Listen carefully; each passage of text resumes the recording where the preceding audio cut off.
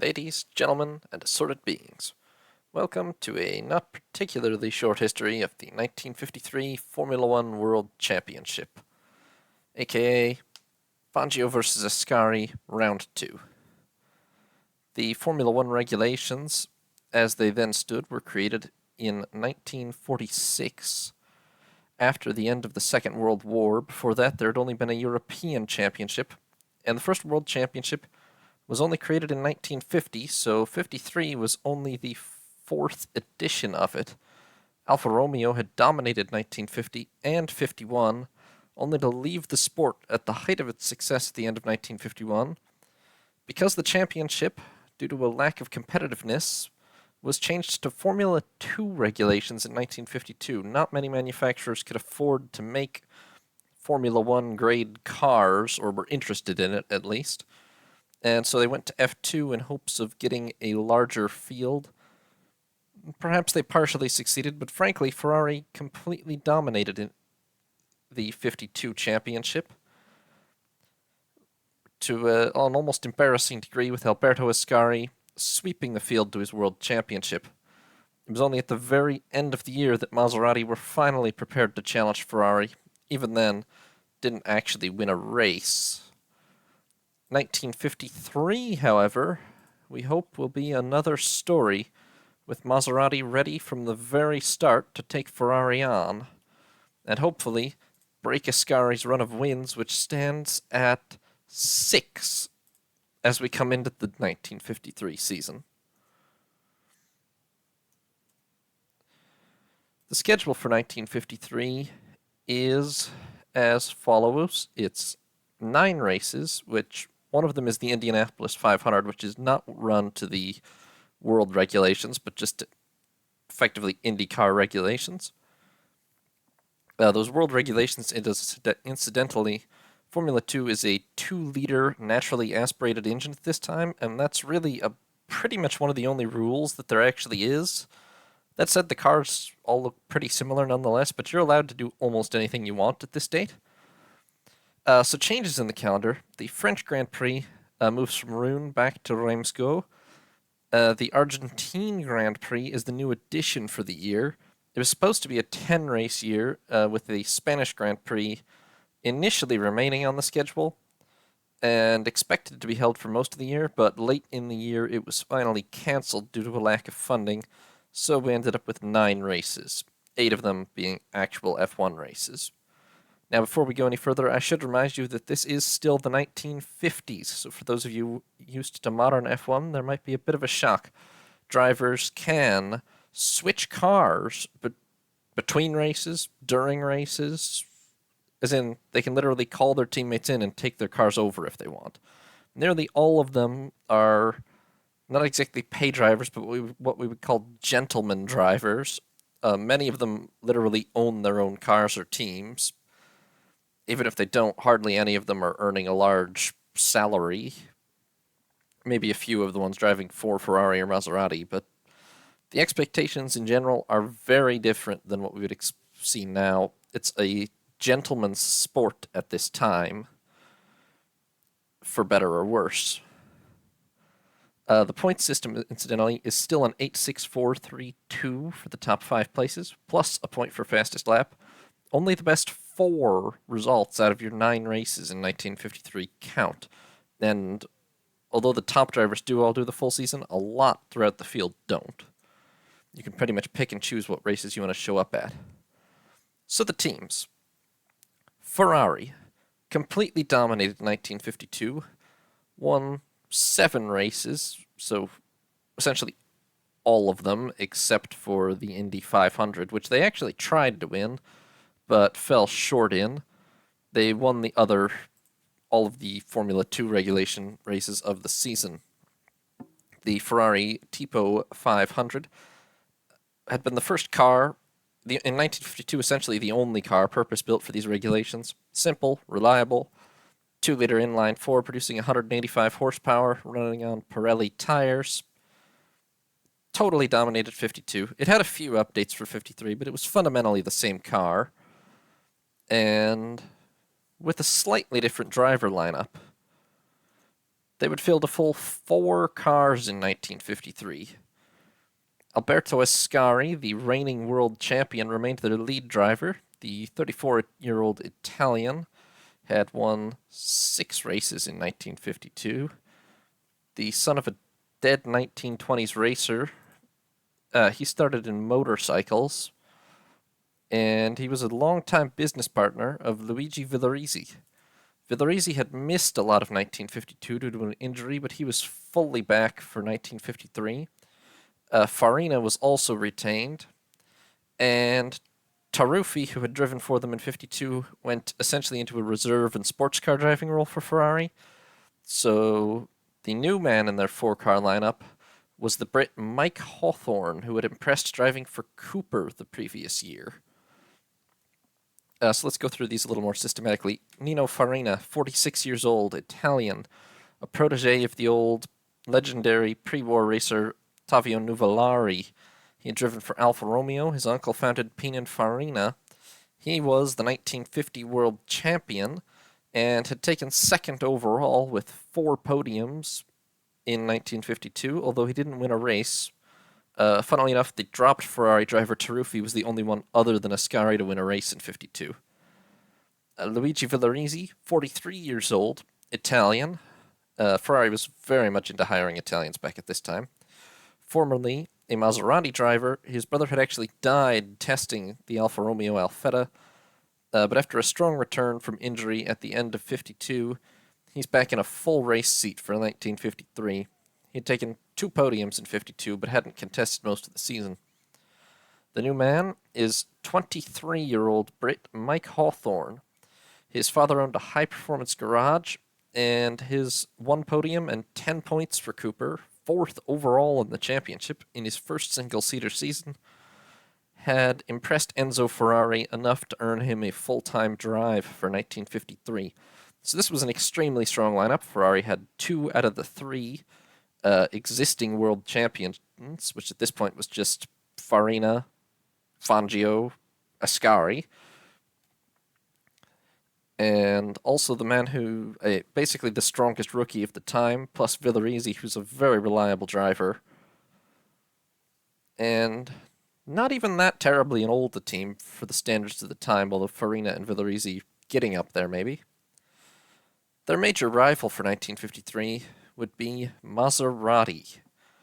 In the early post-war years, they had been the major challenger to Alfa Romeo, but when the World Championship had been created in 1950, they had had already a somewhat outdated car, and it had continued to age badly through 51. Their project wasn't really ready in 52, and it's only now, after, as you can see, they took some 13 wins in 1948, 10 in 49, were basically uncompetitive for the last 3 years.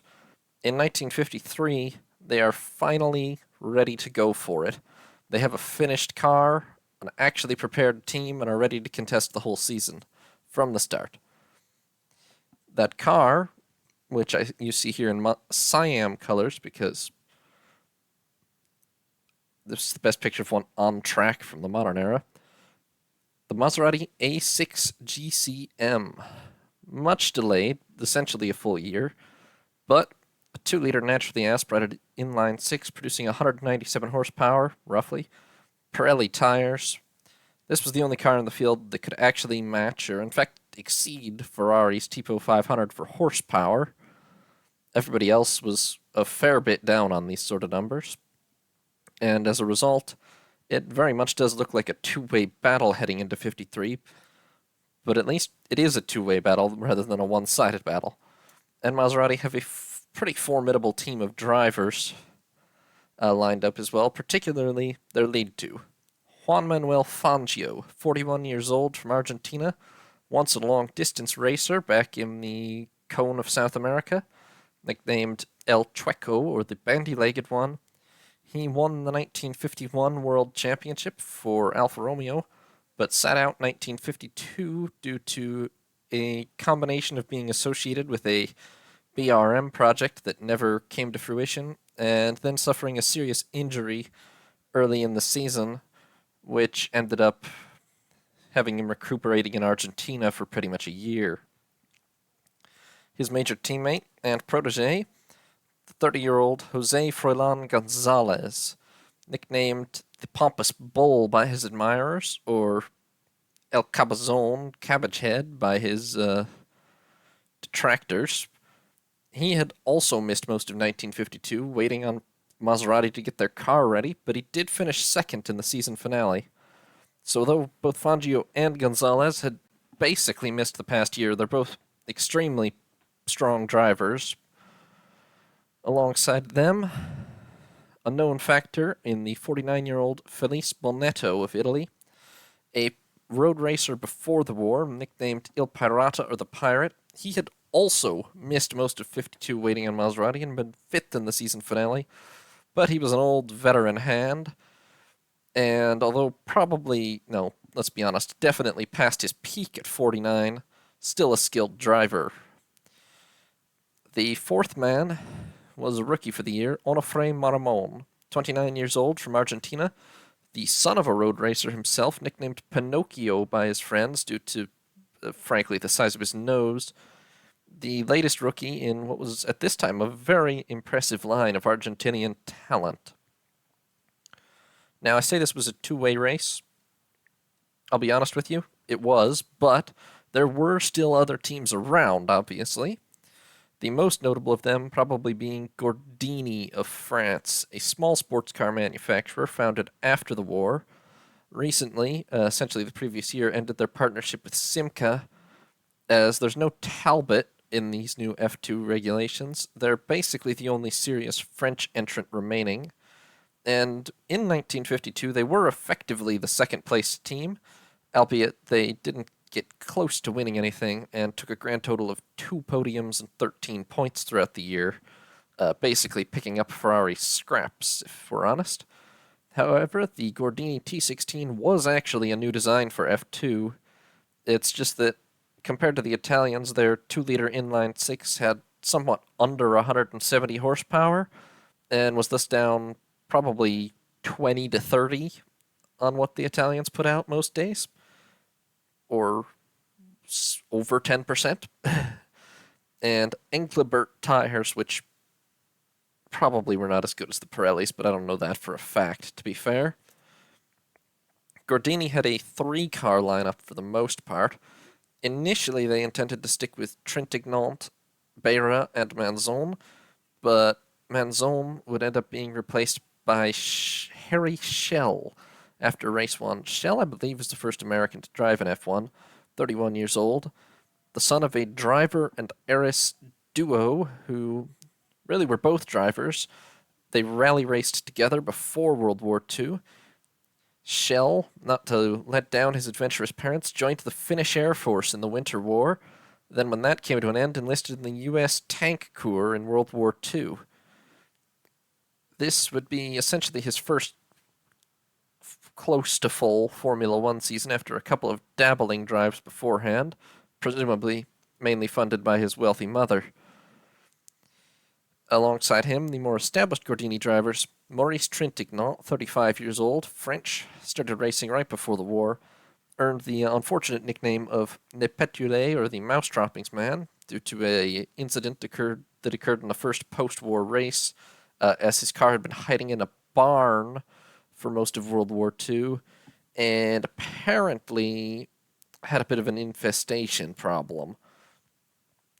And Jean Beira, 31, French, once a motorcycle racer, short, stocky, and known for his fiery temper, but a fine racing driver who had actually finished 11th with 6 points the previous year, outperforming Trintignant. Aside from Gordini, and the 2 major Italian teams, there are a whole collection of small British teams contesting the Formula One Championship at this point. HWM, or Hersham and Walton Motors, is, like, frankly, the others, a small budget garagista team, known for fielding young, mostly British talents. They'd given a certain Sterling Moss his first single-seater contract a few years prior, but although the HWM 53 was maybe fine enough itself, its Alta 2-liter inline 4 with about 150 horsepower was basically 25% down on Maserati, and as such, pretty much hopeless. But the other British teams weren't much better. Connaught and their Type A were based out of a sports car garage in Surrey. Pretty well established in F2, but their Leah Francis 2-liter inline-4 only put out 165 horsepower, which is better, but not great. Both of them, however, are better than Cooper. Their T23 and 24 were pretty excellent chassis, and they were the largest British single-seater maker by volume, but they mostly built F3 cars prior to this. They had begun their expansion into F2 the previous year, and managed to take third, effectively, on no official constructors at this time, but effectively third, picking up one podium and 12 points between their drivers. However, their Bristol 2-liter inline-6 engine only puts out something like 130 horsepower, and only their very light and nimble chassis even starts to make up for it, but with 8 Ferraris and Maseratis on the grid, plus 3 Gordinis on average, it's going to be very much a struggle for any of these British garage-easted teams to score any points this year. However, things happen. This is Formula 1, or Formula 2, technically. So among our other members of our rotating cast of characters, Louis Rosier, 47-year-old Frenchman, owner of a Renault dealer, at this point pretty heavily involved in building the Charrat circuit in France, but still keeping active, driving a privateer Ferrari. He hadn't scored any points in 52, but back in 1950 he had taken 2 podiums, so he certainly had in a Talbot. So he certainly has had some talent as a driver. The 23-year-old Sterling Moss of Britain, his mother, father, and sister were all amateur racers, and he actually started in horse riding, but used his winnings from those competitions to buy himself a Cooper in 1948 and start his racing career. He had only had very intermittent F1 drivers up to this point, to the point that he's hardly been mentioned, and he still only had intermittent entries in 53, mainly for Cooper, but he's worth mentioning at this point. The Baron Tullio de Graffenried, 38-year-old Swiss gentleman driver, owner of a combined Rolls-Royce Ferrari dealership. He had bought one of basically the first Maserati available to privateers, probably the 5th one made or some such, and was driving that this season, one of the more well-known privateers on the grid at this point, and more successful. Ken Wharton, 36-year-old Brit, a pretty successful rally and hill climb driver and Ford dealership owner. He had picked up 3 points in a Fraser Nash in 1952. This year, switched to a privateer Cooper, as I don't believe anyone entered a Fraser Nash in 1953.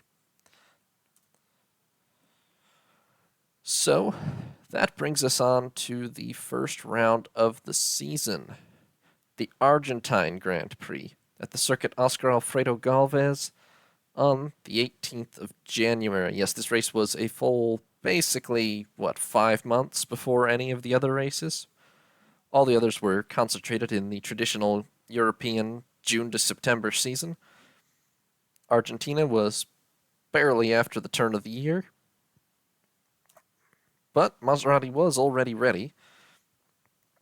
At the time, Autodromo 17 de Octubre, I don't know what it would be in Spanish, something siete, I think.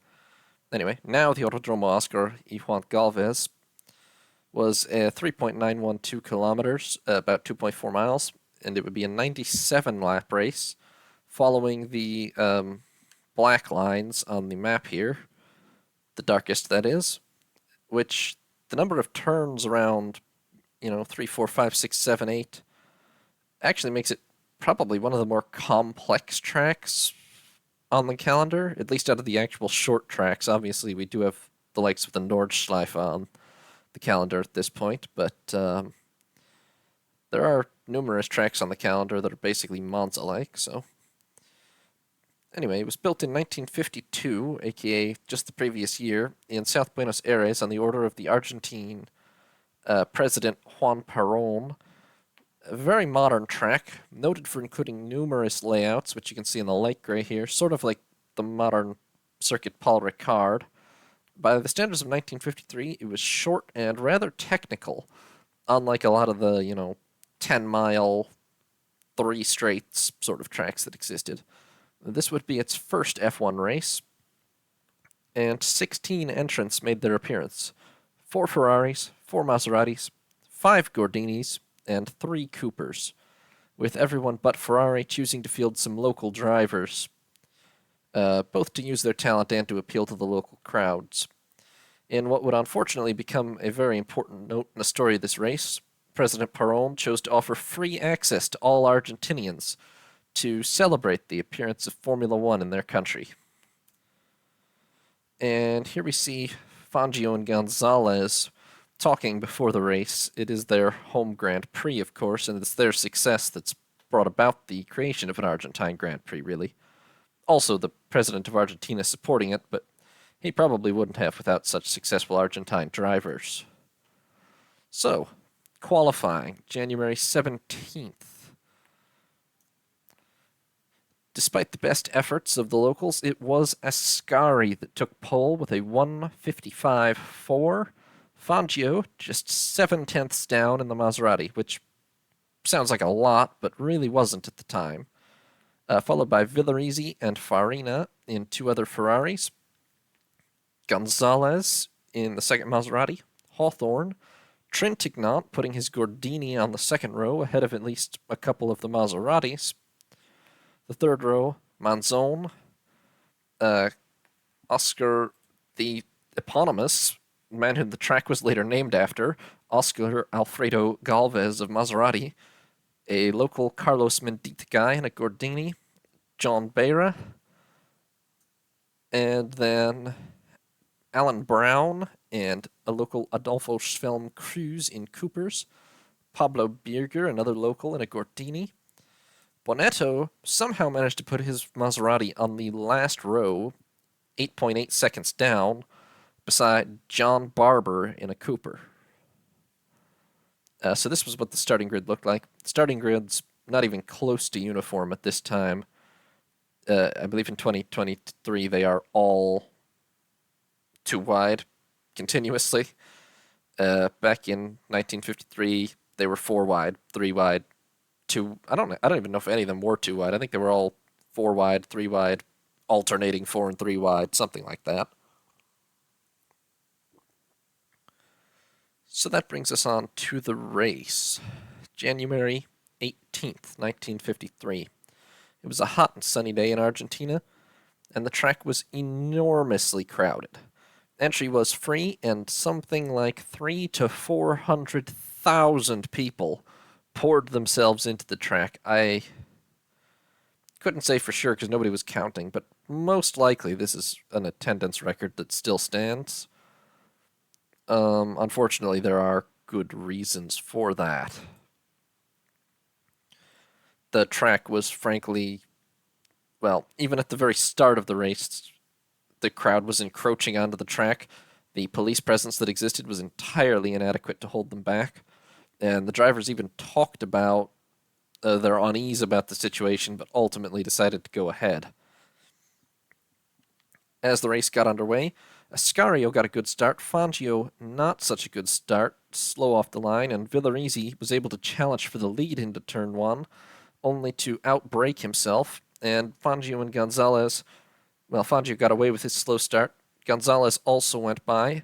Bonetto managed to jump 2 entire rows of cars and make up 11 places right off the line, which is good considering how poorly he qualified. Hawthorne did quite the opposite, bogging down and dropping several rows. By the second lap, unfortunately, Villarizi already had to pit due to fix various technical gremlins his car was suffering, and Farina went past not just him, but also past Bonetto. Hawthorne, meanwhile, was really struggling to handle the Ferrari down in 13th, not making up any ground after his bad start. The race pretty much went on from there for a little while, with Ascari leading, Fangio chasing closely. Hawthorne and Villarizi, after dropping way down the order, did begin to pretty rapidly recover eventually, up towards the back of Bonetto. The Coopers and Gordinis just not fast enough to hold them off. The first retirement of the race would be Adolfo Cruz in his Cooper, which lost a wheel on lap 21. As the race went on, the crowd was rapidly growing increasingly reckless and unruly, playing games with the cars. People were allegedly bullfighting the cars, basically taunting them. Unfortunately, the police did not at all have this situation in hand.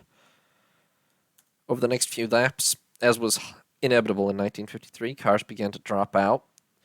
Birger with a differential problem. Then on lap 25, Mendieta Guy with a gearbox problem. But the top 8 all still in it, and not quite occupying the top 8, as Oscar Alfredo Galvez was sitting in 10th in his Maserati. But the rest of the Ferraris and Maseratis pretty much dominating. Unfortunately, it was on lap 32 that tragedy struck. Farina swerved to avoid as Farina was lapping, a boy ran across the track in front of him. He instinctively swerved to dodge the boy and plowed directly into the completely unprotected crowd, killing 13 people, roughly. The result, unsurprisingly, was mass chaos and panic. Alan Brown hit another boy in the chaos, but actually kept going, which is incredibly dark. But the race was not stopped, to be clear, at any point. Although the crowd was completely panicking and stampeding everywhere, at least anyone who'd been anywhere near the accident.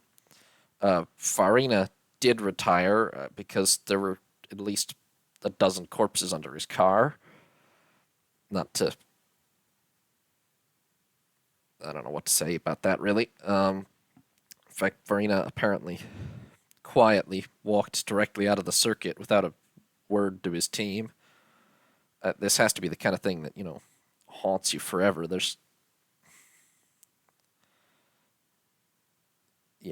Obviously there's no way at all to say what Farina really thought about that. It's not the kind of thing that they really talked about a lot in the 50s, to say the least. But he made a bad, instinctive judgment call to avoid the kid on the track and killed a lot more people as a result, and you can hardly blame him for it, but what you can blame is the Argentinian president and the Argentinian police, ultimately. In any case, the race had abruptly gone from a festive event to a panicked tragedy, but it did not stop. The next lap, Bonetto was out with transmission failure, and no sign of anyone attempting to stop the race still. By lap 37, unfortunately, it was Fangio, still close behind Ascari, that dropped out of the race, leaving Ascari to lead from Gonzalez, Villarizi, Hawthorne, and then Manzone getting into the points for Gordini, thanks to what was now 3 retired cars from the front runners. Now, Gonzalez wasn't too far behind Ascari at this time, but he, unlike pretty much everyone else actually, even apparently I believe the other Alfa Romeos, had deliberately underfueled his car in hopes of being faster, and as a result had to make a pit stop around lap 50, which dropped him to 3rd behind Villarizi. Trintignant made a stop at around the same time and swapped, putting Harry Schell in the car. Not, so far as I can tell, because of orders, but just some sort of gentleman's agreement they had. And after Gonzalez's fuel stop, Ascari was a full lap in the lead over everyone, including Villarizi, who was now 2nd. Manzone was still sitting in the points at this point, but unfortunately, on lap 68, he stopped to change a badly worn tire, suffered a jammed wheel nut, and would have to retire, which brought the local Galvez into the points in his Maserati. The rest of the race was fairly quiet, other than I don't know what was going on with the crowd at this point. I would assume the panic receded a little bit, but obviously the event's mood had taken a bit of a turn for the worse. The race did run the full distance, however. Ascari finally won by a lap with the fastest lap in a 1-2 with Villarizi. Gonzalez picked up third at his home race, which is certainly not what they would have hoped for, but between Fangio retiring and the tragedy that had struck, it was not going to be a happy race for the Argentines in any case. Then Hawthorne, fourth on his debut in the Ferrari, but a bit of a rough race, dropping way back at the start and taking a while to recover. And then another local, Oscar Alfredo Galvez, in the Maserati, fifth, which looked something like this, with Ascari a full lap clear of everyone else. Aside from them, only 4 other drivers finished the race, being Beira, 3 laps down.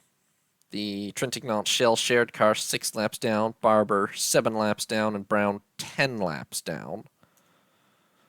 So after one round, effectively this is how the point system works. Ascari 9, Villarizi 6, Gonzalez 4, Hawthorne 3, Galvez 2. Fangio and Farina both retired. Now, there was no official Constructors' Championship in 1953.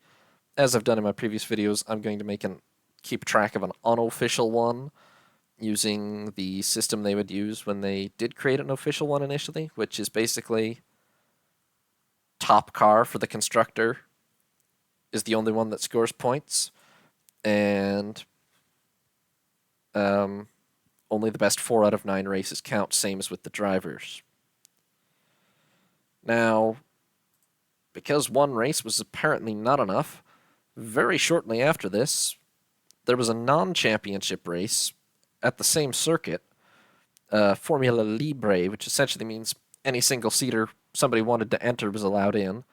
In practice, this pretty much meant the same people entered, but more of them, with 3 people entering old Alfa Romeos that had been run locally. I don't mean the Alfa Romeos that had dominated F1 recently. I mean, like, there was a man named Clemar Bucci who was entering an Alfa Romeo 12C from 1936, for instance. Things of that nature, mostly. Whatever was locally available in Argentina. Ascari, Farina, Villarizi, and Hawthorne were the leaders on the grid. Fangio actually did not qualify well, although he was in the race. Neither did Gonzalez.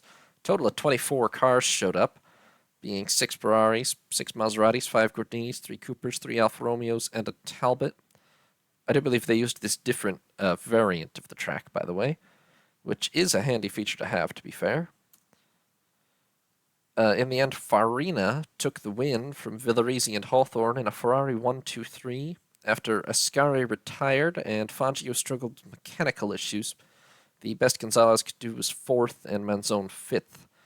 Now, obviously, this was not a championship race, but in 1953, there were still many, many non-championship races which were not part of the World Championship, but were part of the sort of Formula 1-2 season. And I think they're very important to telling the whole story of what was going on during this season. And there would be a lot of those in the period between the Argentine Grand Prix and finally the second World Championship race in summer, the Dutch Grand Prix. Obviously, I'm only going to cover the most important of them. There were probably something like 20. But to sum it up, the Gran Premio di Syracuse on March 22nd was probably the next major one, which is about as early as European racing really gets underway. Ascari, Farina, Villarizi were 1, 2, and 3 in qualifying from De Graffenried and Hawthorne. 14 cars showed up, of which 6 were Ferraris, 3 were Maseratis, but they weren't the main Maserati team, but rather a backup team with the likes of Sergio Montevani and, Emmanuel de Graffenried in his privateer car, plus Giovanni De Rue. Anyway, 4 Coopers and an Oscar. Surprisingly, shockingly, really, Ferrari should have run away with this, but it was a disaster. Ascari, Farina, Villarizi, and Hawthorne all retired. For 3 out of the 4 of them, it was a problem with faulty valves. Farina had a different mechanical issue. And de Graffenried, in his privateer Maserati, won by 3 laps from Louis Chiron in his Oscar, which Chiron at this point was 54 years old, I believe. Or maybe he hadn't turned 54 yet, but he would this year. Then Rodney Nucky in a Cooper, Eric Brandon in a Cooper, and Peter Whitehead in another Cooper. So a real disaster for Ferrari on their return to Italy. Then on April 6th, the Pau Grand Prix in France, Ascari, Farina, Hawthorne locked out probably the front row for Ferrari. I don't know what the grid of this race looked like exactly, but then Beira and Trintignant for Gordini. It was mainly Ferraris and Gordinis showing up, along with 1 Maserati, a privateer, 1 Connaught, an Oscar, and a couple of Veritases from Germany. Ascari did win this one by a lap from Hawthorne. Then Harry Schell, who'd started 11th but managed to make it to 3rd in his Gordini, Eddie Bayol in an Oscar, and Rosier in his Ferrari, who was already 5 laps down. Farina did retire, along with Beira and Trintignant. Then, another month later, the Grand Prix de Bordeaux on the 3rd of May would be the next major event where the frontrunners turned up. Villarizi actually outqualified Ascari on the banks of the River Garonne. Trintignant managed to split the Ferraris in 3rd, and then Farina, Chiron. Fangio showed up, but driving a Gordini rather than a Maserati. Maserati went to a lot less non-championship races than Ferrari did in these years. And Fangio only showed up at the express invitation of Mr. Gordini himself, Amedeo Gordini, to drive one of his cars. There were 16 starters in all, 4 Ferraris, 1 Maserati, which was de Graffenried, 4 Gordinis, a Connaught, 3 HWMs, 2 Oscars, and a Cooper. This one was Ferrari dominated, with Ascari and Villarizi taking 1-2. Farina retired again, as did Trintignant, which left Fangio able to grab 3rd, albeit 4 laps down in the Gordini. Then Schell and Bayol in his Oscar.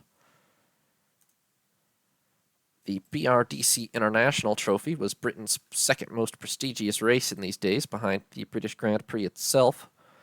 The field was mainly British, and as a result, it was Mike Hawthorne who took pole. One of only a few. There are 4 Ferraris that showed up. The rest were not. Ascari, Villarizi, and Farina. It was Hawthorne and a few Ferrari privateers. Presumably, they did this basically as a favor to him to compete in his sort of most prestigious national event. Anyway, behind him on the grid, Wharton, de Graffenried, Moss in a Cooper, Roy Salvadori in a Connaught. The PRDC International Trophy was won. That's British Racing Drivers Club, by the way. Was run in 2 heats, followed by a final. Some 36 cars showed up in all. 4 Ferraris and 2 Maseratis, plus 3 Gordinis for foreign interest. And from Britain, 8 Coopers, 4 HWMs, 7 Connaughts, and 1 each of Turners, DHS, Oscar, HAR, RRA, AFM, Alta, and Aston Butterworth. I don't even know what some of those are, but they were there. They didn't have a chance. Hawthorne won quite comfortably. He actually only won by 12 seconds, apparently, in the final, over Salvadori and his Connaught, which is probably not the most impressive drive I've ever heard of for a man who was in such a dominant car. But he did win from Salvadori. Then Tony Rolt in another Connaught. Prince Bira of Thailand, who's still hanging around in his Maserati. And Ken Wharton in a Cooper. De Graffenried and Trintignant were both present, but retired. Essentially, one day later, was the Gran Premio di Napoli, which is where the rest of the Ferrari team was. Farina and Ascari did lock out the front 2, but Maserati were also there. Fangio and Gonzalez were 3-4 ahead of Villarizi. Actually, only 8 cars showed up. 3 Ferraris, 3 Maseratis, being Farina Villarizi Ascari, and Fangio Gonzalez, and a certain Giuseppe Ruggiero, who did not have the latest Maserati model, plus 1 each of Paganellis and Commons, both Fiat-powered. As it turned out, Ascari suffered a mechanical problem and finished 5 laps down, but Farina was able to hold down the fort for Ferrari and won it by 18 seconds from Fangio and Gonzalez, with Villarizi 4th. So as preseason carries on, it does become increasingly clear that so far, Ferrari still has a slight advantage in speed, probably also in reliability, but they've had some really bad reliability races too, such as the one where they all retired, so nothing is certain. The Ulster Trophy was another race where, essentially in Northern Ireland, almost all British drivers, Ferrari sent Hawthorne, and he easily took pole ahead of Bobby Baird in a Scuderia Irlandia Ferrari, Wharton in a Cooper, Moss in a Connaught, and Salvatori in a Connaught. 27 cars did show up. The British racing scene domestically was very vibrant, just not as fast as the Italians. 3 Ferraris, 3 Maseratis, 6 Coopers, 3 HWMs, 5 Connaughts, 2 Altas, and 1 each of Oscars, RRAs, HARs, DHSs, and Fraser Nashes. Hawthorne won the race by over a minute from Wharton. Then Baird, Peter Whitehead in his Cooper, and Chiron in his Oscar showed up. Don't know why, as he was monegasque, but in any case. Sterling Moss retired, as did Peter Collins in an HWM, who would have been another favorite. And just to carry on with the British team as a theme, as we do get close to the start of this proper World Championship season, the Coronation Trophy, which was being held special at a circuit around Crystal Palace in London to celebrate the coronation of the Queen. Tony Rolt took pole. Hawthorne did not show up for this one. It was a bit smaller of an entry. Tony Rolt took pole in a Connaught from Wharton. Peter Whitehead, Lance Macklin in an HWM, and Moss in his Cooper. It was another race that was run as 2 heats and a final. 9 Coopers dominated the start list, along with 3 HWMs, 2 Connaughts, an Alta, an Aston Butterworth, and 1 Ferrari, which was Bobby Baird. However, he crashed out in one of the early in one of the heats. In the end, it was Tony Rolt that was able to win it by 2 seconds from Ken Wharton. Then Peter Whitehead in his Cooper, Macklin in the HWM, Sterling Moss in the Cooper, 5th. And that brings us to what technically is a World Championship race, the Indianapolis 500, held on May 30th. As was usual, 33 starters showed up, 33 starters were allowed to qualify. None of them took any part in the rest of the year of Formula 2 whatsoever, but the leaders were Bill Vukovic, Bill Holland, Johnny Parsons, Fred Akabashian, and Sam Hanks. And this is a fully counting World Championship race. It's just one that generally has no influence on the World Championship. Ascari actually tried to race in it last year, but had to retire in the end. Unfortunately, one Chet Miller, a longtime veteran of the race, was killed in practice earlier in the month. The race itself ended up being absolutely boiling hot. Temperatures in the high 90s Fahrenheit, which is over 35 Celsius. Something like half the field had to use relief drivers at some point in the race due to heat exhaustion, where a lot of others retired outright. Unfortunately, one Carl Scarborough was among those who did retire, but too late, as he died of heat exhaustion not long after retiring.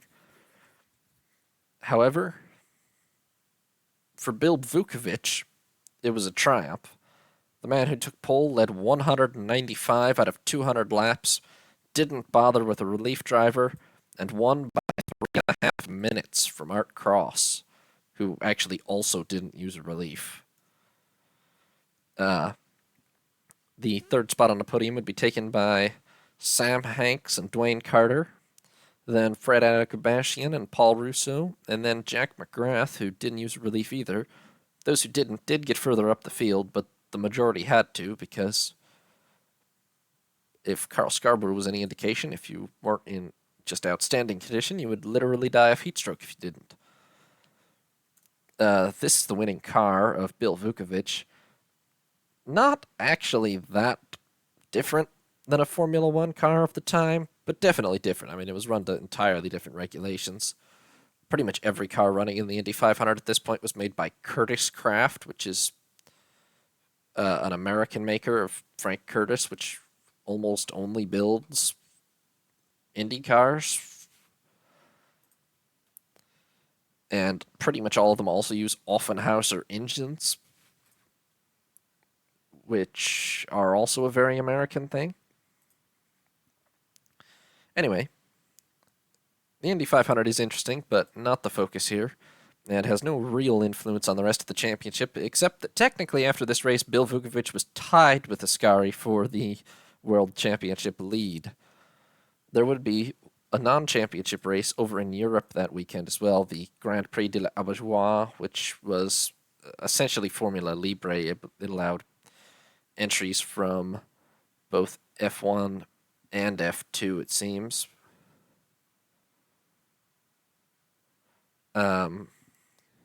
Yeah, they ran 2 heats, one of which was F2 cars, one of which was F1 cars, and then a final.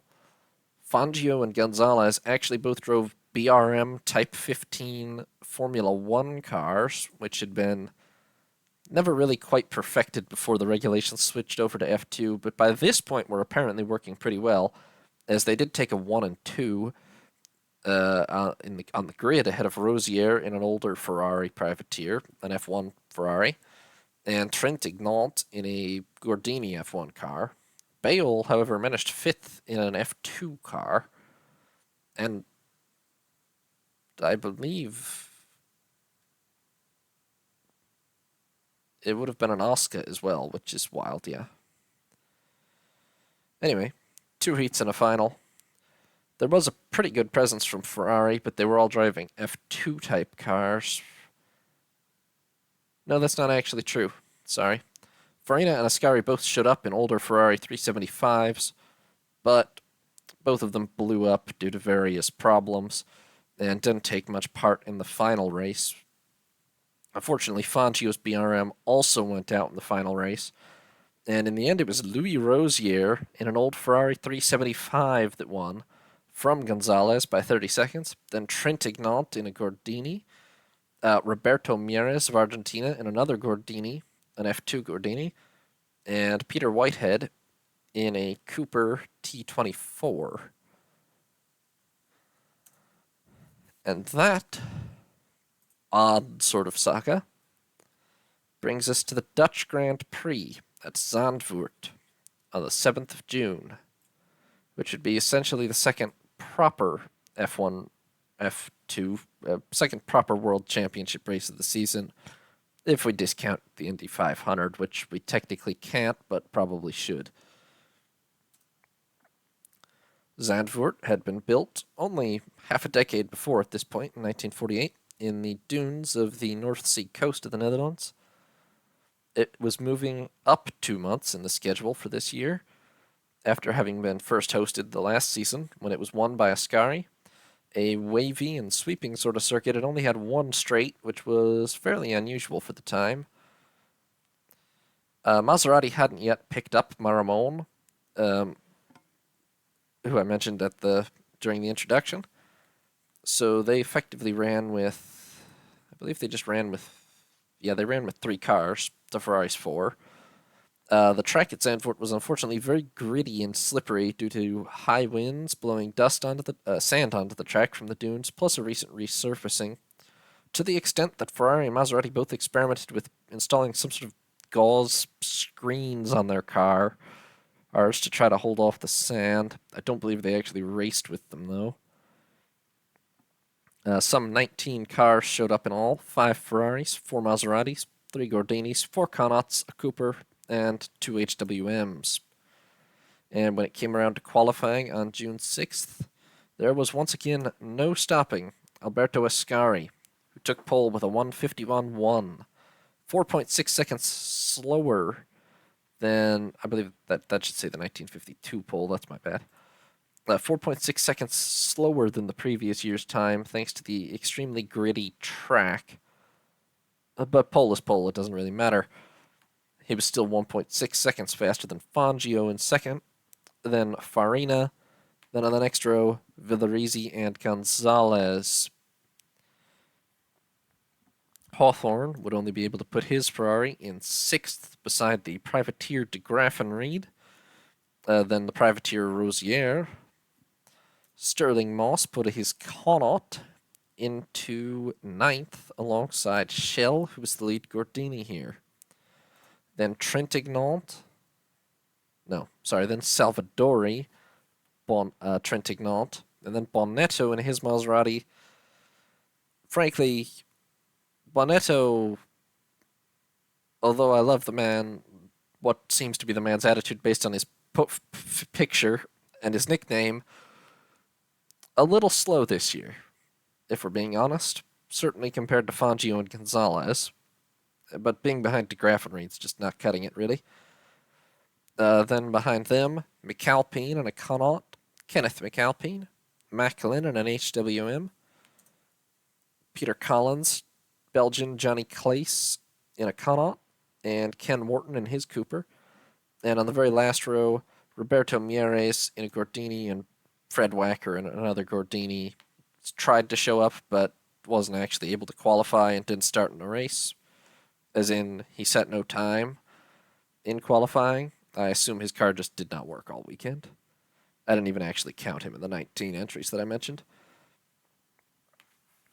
So, by the time the race got started, it was a pretty fine sunny day. Just not... The track was still very gritty and slippery. Sort of like...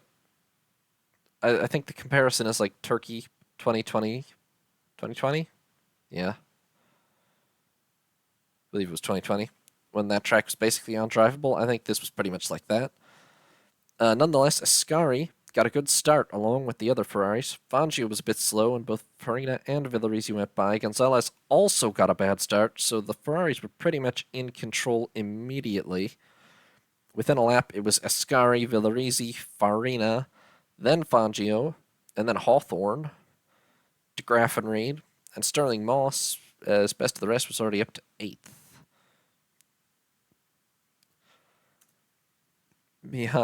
Within a few laps, it became clear that Fangio was frankly struggling to keep up with the pace of the lead 3 Ferraris. Gonzalez was able to pass de Graffenried for 6th, but didn't immediately make much headway on Hawthorne, while Macklin became the first retirement of the race with a throttle issue. Unsurprisingly, there would be more. Not too long after, Roy Salvadori out with an engine problem, then Ken Wharton out. I've seen some sources saying it was due to some sort of extreme driver discomfort, and another that said his suspension broke. To be fair, maybe a piece of his suspension broke and caused extreme driver discomfort. They're not necessarily irreconcilable anyway. The first major retirement, however, was on lap 23 when Gonzalez's rear axle broke. Fortunately, he was close to the pits, and he immediately ran back to the pits and had them call Bonetto in, who was still languishing down the field, and took his car over, which, frankly, spoilers, but for a lot of this season, that was pretty much Bonetto's job. The moving spare car, as it were. Very undignified. Imagine a second driver now being condemned to that sort of thing. Anyway, Gonzalez was pretty quickly moving up a few places, at least, past Trintignant, while Roberto Mieres, running at the back, was out with a transmission failure. And within a few more laps, it did become clear that Gonzalez was going pretty fairly fast indeed, as he rapidly went past Shell and unlapped himself on Hawthorne on lap 34. Unfortunately, any chance of Ferrari being challenged did die at that point, as on lap 37, Fangio was out with a transmission failure. Gonzalez, however, was still going absolutely great guns as he went past Moss.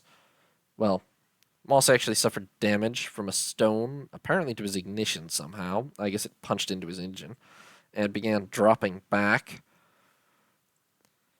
But Gonzalez was able to pass DeGraff and Reed, past the ailing Moss, and, well, with Fangio out, suddenly found himself in 5th. But behind 4 Ferraris, actually, Ascari, Villarizi, Farina, and Hawthorne.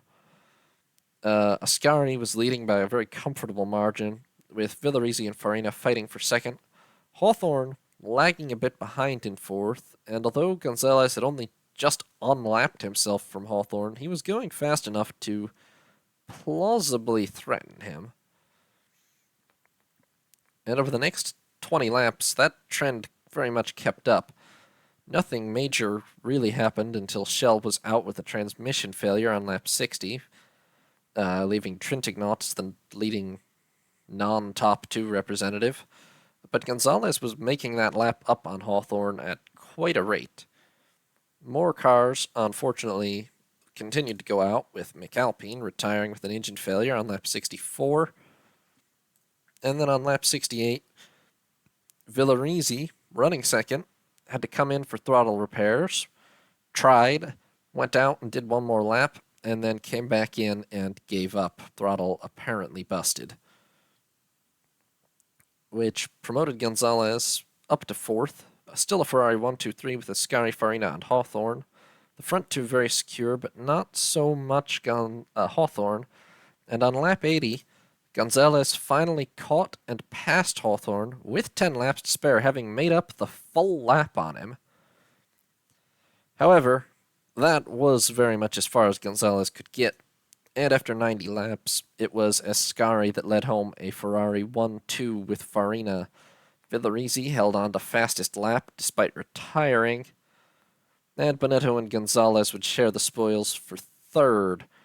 This is an image of Ascari driving at the Dutch Grand Prix, taking what was, I believe, his 8th win in a row.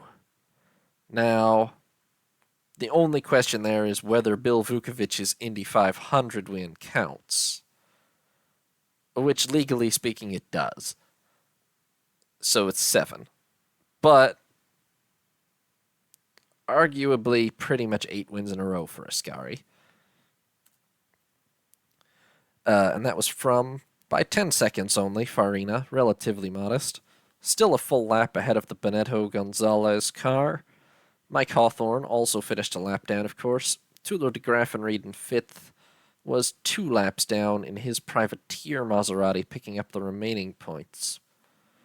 Behind them, Trintignant in his Gordini was 3 laps down. Rosier, 4 laps. Collins, 6. Sterling Moss finished 7 laps down in his Connaught with the busted ignition, which I forget if they actually managed to fix it or if he just drove like that, but obviously that hurt him a lot. So after 3 rounds of the championship, Ascari is the undisputed leader again with 17 points, technically speaking, ahead of Bill Vukovic. Other than him, Farina, Hawthorne, Villarizi, and Gonzalez have all managed to get themselves to 6 points, along with Art Cross. De Graffenried and Bonetto have picked up 2, along with Galvez. And Fangio has 0 points after 2 races. Now, he was, of course, supposed to be the lead Maserati driver, and the best Gonzalez has managed to do is a pair of thirds, one of them shared. But it's an absolute disastrous start to the season for Juan Manuel Fangio. Both retirements mechanical, nothing to do with him. In our unofficial constructors, of course, it's Ferrari leading as well. Maserati have 2 third places and are behind Curtis Kraft. Now, immediately after the Dutch Grand Prix, well, 2 weeks later, the Belgian Grand Prix. at, as it always has been, Spa-Francorchamps. Now, this was very much not the Spa-Francorchamps we know now. 14.12 kilometers, or nearly 9 miles. Only 36 laps, though. Designed back in 1920 using all public roads, it linked the Belgian villages of Francorchamps, Malmedy, and Stavelot. Only minimal changes have been made to those public roads, mainly to increase speed and flow for racing. Frankly, it was probably still the fastest and most dangerous track in Europe. And it had been on the calendar since the start and was won in 1952 by Ascari for Ferrari, as everything was. It had a very impressive turnout too, with over 100,000 appearing, but on a track this size, much more under control than the Argentinian crowd was, much less dangerous. Maserati had signed Maramon for this race, and so we're up to their full complement of cars.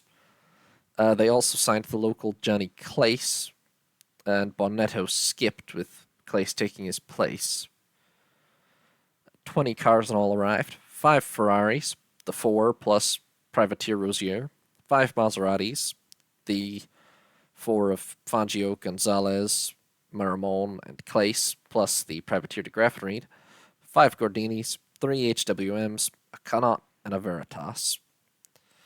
In qualifying, for the first time in a long while, it did not go to Ferrari, and it did not go to Alberto Ascari, as Juan Manuel Fangio put his Maserati on pole with a time of 4 minutes 30 seconds. They apparently only timed the nearest second at Spa in qualifying, which the horrifying thing is that was enough. Nobody was within a second of each other. Well, Ascari and Gonzalez actually were, but nobody else on the grid was. Fangio was ahead of Ascari and then Gonzalez. This was a very power-dependent track, you would have to think, and that probably did help the Maseratis out compared to the relatively technical tracks that we saw at the first 2 events. They were also no less than... I really need to correct that. But they were no less than 7 seconds faster. Fangio was 7 seconds faster than Ascari's pole from 1952. Behind the front row, Farina and Villarizi in their Ferraris. Maramon managed to put his Maserati on the 3rd row next to Hawthorne, and then Trintignant in his Gordini.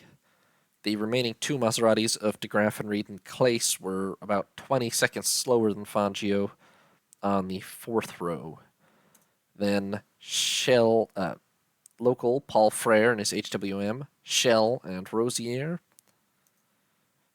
Beira and Fred Wacker in their Gordinis, Collins and Macklin in their HWMs, plus a local André Pellet in his Connaught, and a bunch more locals at the back.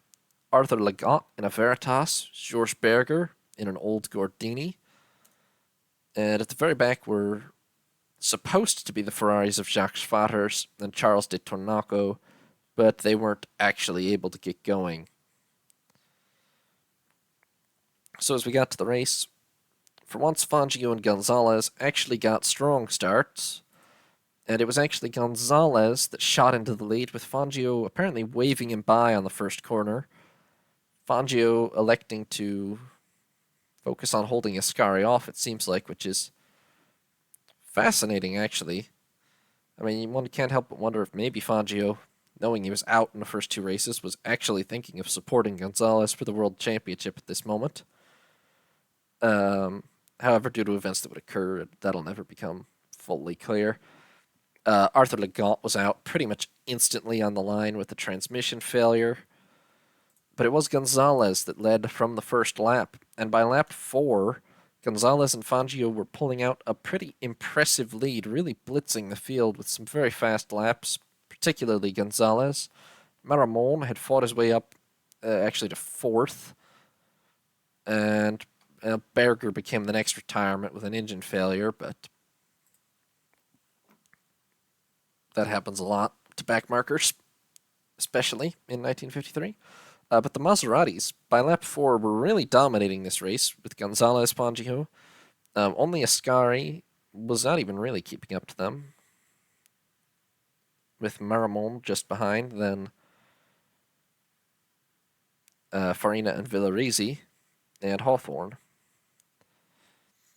Maramon's surge was a bit short-lived, as by the next lap he dropped back behind Villarizi and Hawthorne, and it was a bit chaotic back there. Peter Collins dropped out with a clutch failure.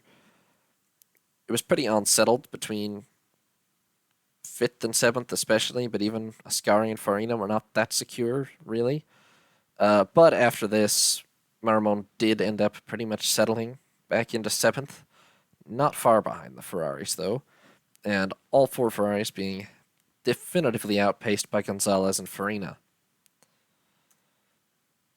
By lap 10, when Beira went out with an engine failure, Gonzalez and Fangio were a... Did I say Gonzalez and Farina a minute ago? Fangio. Gonzalez and Fangio were a full minute ahead by lap 10, and all seemed to be going very well. Too well. On lap 12, Gonzalez' accelerator pedal apparently just broke, and he retired. How does this happen? I don't know. 1953 quality control, I guess. At least we still have Fangio. No, we don't. Fangio retired 2 laps later with a blown engine of his own. And Ascari inherited the lead, a very comfortable lead, at the head of a Ferrari 1, 2, 3, 4. Maramon now into the points, and the lead Maserati in 5th. And all that promise of qualifying completely blown by Maserati's reliability. That said, Fangio was actually not done, as a few laps later, even as Farina became the latest car to suffer an engine failure, leaving it only a Ferrari 123, Fangio hopped into the car of Johnny Claes, running last out of the Maseratis, and took that over. Maramon, meanwhile, was once again managing to go build up some speed and was able to get past Villarizi for what at this point was 3rd. So not a bad effort from him on his debut for Alfa in the end. Maserati. Fangio, having taken over Claes' car, unsurprisingly, pretty quickly began to outpace what Claes had been doing, and was past Trintignant and de Graffenried within a few laps, even as Macklin went out with an engine failure.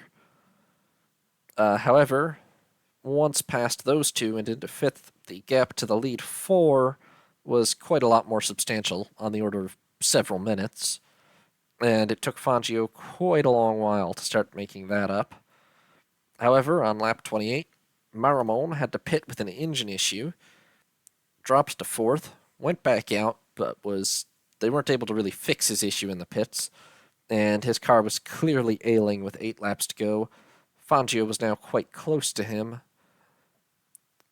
And then just the next lap, Hawthorne had to pit with a fuel leak, lost a full lap, and dropped just entirely out of the points, well back, which meant Fangio was not only up to 4th, but was right behind the ailing Maramon, and on lap 30, Fangio was able to overtake the ailing Maramon, and was back to 3rd despite retiring earlier in the race.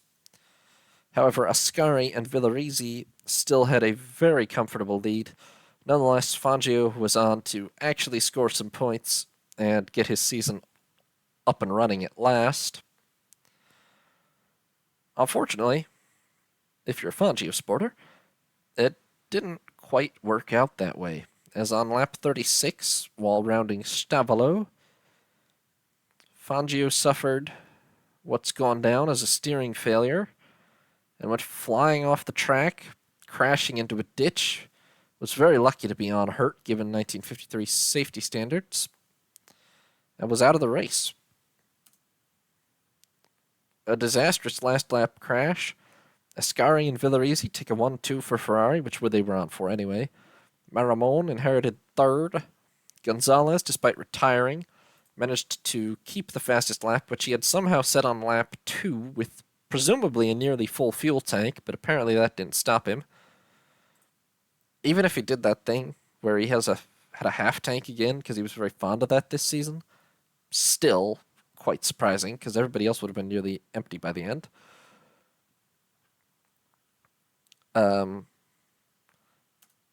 So it's another win for Alberto Ascari. His third in a row this season. Very, very reasonably, you could argue that it's 9 in a row if you exclude the Indy 500. If it is 9 in a row, then that equals the record that was broken just last week, actually, but would have equaled that record right up until it was broken last week for most wins in a row in Formula One.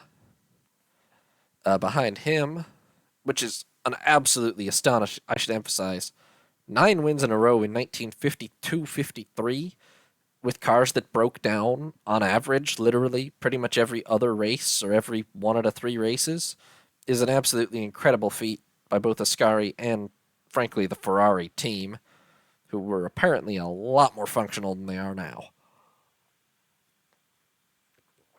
I would easily, honestly, put that above either 9 or 10 races in 2022. With no insult to the current record holders, just to do that in the 50s is crazy. Anyway, behind Ascari by 2 minutes, 48 seconds was Villarizi. A lap down, Maramon in third.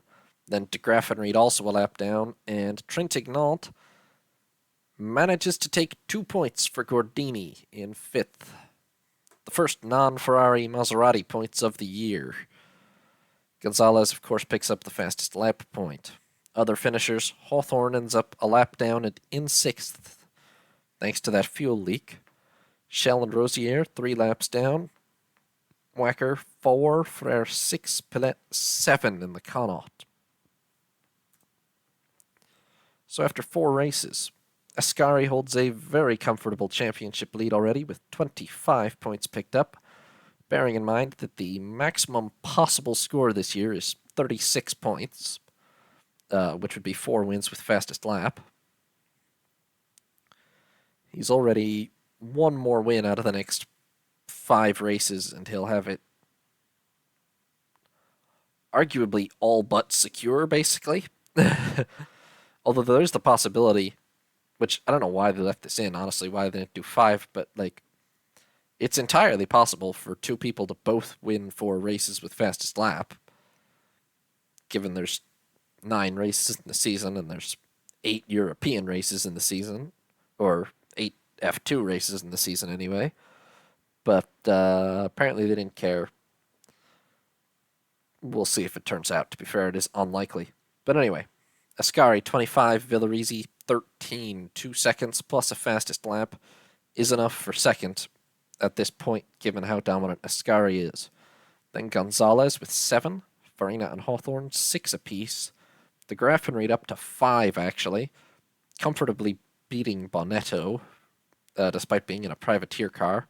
Maramon 4, Bonetto and Trintignant 2. Juan Manuel Fangio, 3 races in, out of effectively 8. No points in 1953. Absolute disaster. Obviously, in our unofficial constructors, Ferrari also well ahead of Maserati. The only consolation of sorts is that they haven't taken fastest lap for the last 2 races with the same person who won the race, but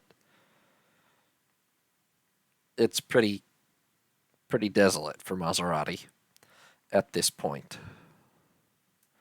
Nothing better than a 3rd.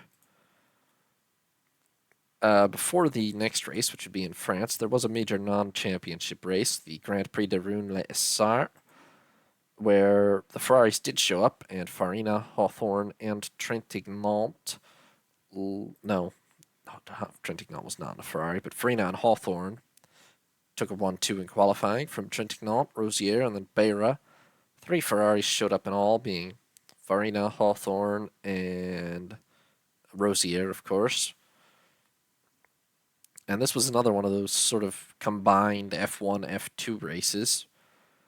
The Ferraris actually showed up with the Ferrari 625, which was effectively a prototype at this point for what they were planning to run in 1954. Call it ominous for everybody else, but they did rather easily take pole here. And, well, Farina and Hawthorne would finish just 1.2 seconds apart in a 1-2, They were, however, 3 laps clear of Étincelles and his Talbot Lago. Now, mind, the Talbot Lago was 1950 or older vintage, whereas the experimental Ferrari 625 was effectively a 1954 car being brought out of the garage early. It was also just an upgraded, like, up-engined 500 in most ways, but it worked, and it worked very scarily well. Anyway, Shell in an F2 Gordini, and then Pierre Levey in an F1 Talbot Lago brought up the rear. Well, not really the rear, still top 5, but you get the idea. From there, things moved on to the French Grand Prix at Reims-Gou, I think. Held on July 5th, actually.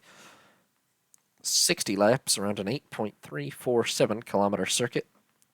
First established back in 1926 as a triangle of fast public roads, only slightly changed to add width and speed. Basically a similar concept to Spa, but not as long or as dangerous as Spa.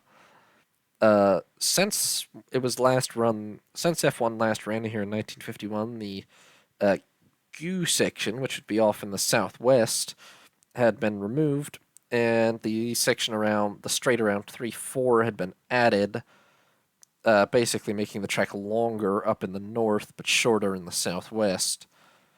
I think for traffic reasons mainly, honestly, but it created a longer straight. Last time it had been run, it had been won by Ascari and Fangio. Although that actually refers to last year's French Grand Prix. The last time it was run on this track, it was won by Fagioli and Fangio for Alfa Romeo. But the 52 Grand Prix was won by Ascari for Ferrari. Anyway, Ferrari and Maserati brought 4 works cars apiece. There was a controversy ahead of the race as the leading Ferrari in the supporting 12-hour sports car race was disqualified for receiving a push start and for switching off lights before the appointed time in the morning, which the Ferrari team manager felt was biased against them. Apparently there was spilt petrol they had to push the car off, and everyone else had already turned their side lights off. Well, I'm not here to pass judgment on a dispute from 1953 that was clearly undecided even then, although apparently the crowd threw rubbish at the head officials, so they weren't impressed. But Ferrari, the result was that Ferrari, which are, of course, rather notoriously, they threatened to withdraw from the race, which is unsurprising from everything we know of Enzo Ferrari's character. But after a personal call between the race officials in France and the factory back in Modena, Ferrari were finally persuaded to stay in the Grand Prix. Might have been a bluff. That's also very much in character, but Ferrari have never been very afraid to threaten to leave in order to get what they want. I don't even know what they got in this case. Probably just an apology, because they never did get declared winners of the sports car race or anything. But 25 entrants showed up. 5 Ferraris, 5 Gordinis, 5 Maseratis, 4 Gordinis, 3 Coopers, 3 HWMs, 3 Connaughts, 2 Oscars. In qualifying, which was actually July 4th, there's a persistent thing where the dates are listed wrong on, well, Wikipedia and then a couple other sources. Anyway, it was Ascari that took pole, 241.2. You'll notice Bonetto is second, by only 0.3 of a second, and then Villarizi. You might think, this is odd, considering Bonetto qualified very poorly in the previous couple of races, meaning no offense. It is. It's because apparently Bonetto was struggling enough in practice that Gonzalez decided to just hop into his car and do a couple laps for him, and somehow beat the best time Gonzalez had done in his own car, and apparently this was fine and dandy and legal in 1953, so Bonetto started on the first row with a time that had been set by Gonzalez. I don't know I feel like if this was an actual loophole, teams would have taken advantage of it more. So it's possible that the officials just literally did not realize. I've certainly heard of that happening too. There's at least one case I know of where um, drivers literally swapped helmets in order to deceive the officials. But anyway, Fangio was only able to put his car on the second row, beside Gonzalez, who had qualified Bonetto's car higher than he'd qualified his own. Then Farina, Hawthorne, and Maramone on the third row, so it was the 8 Italian cars, the 8 Works Italian cars, absolutely dominating qualifying, all within 3.2 seconds of each other, which was frankly insanely tight by 1953 standards, albeit wildly far apart by modern standards still.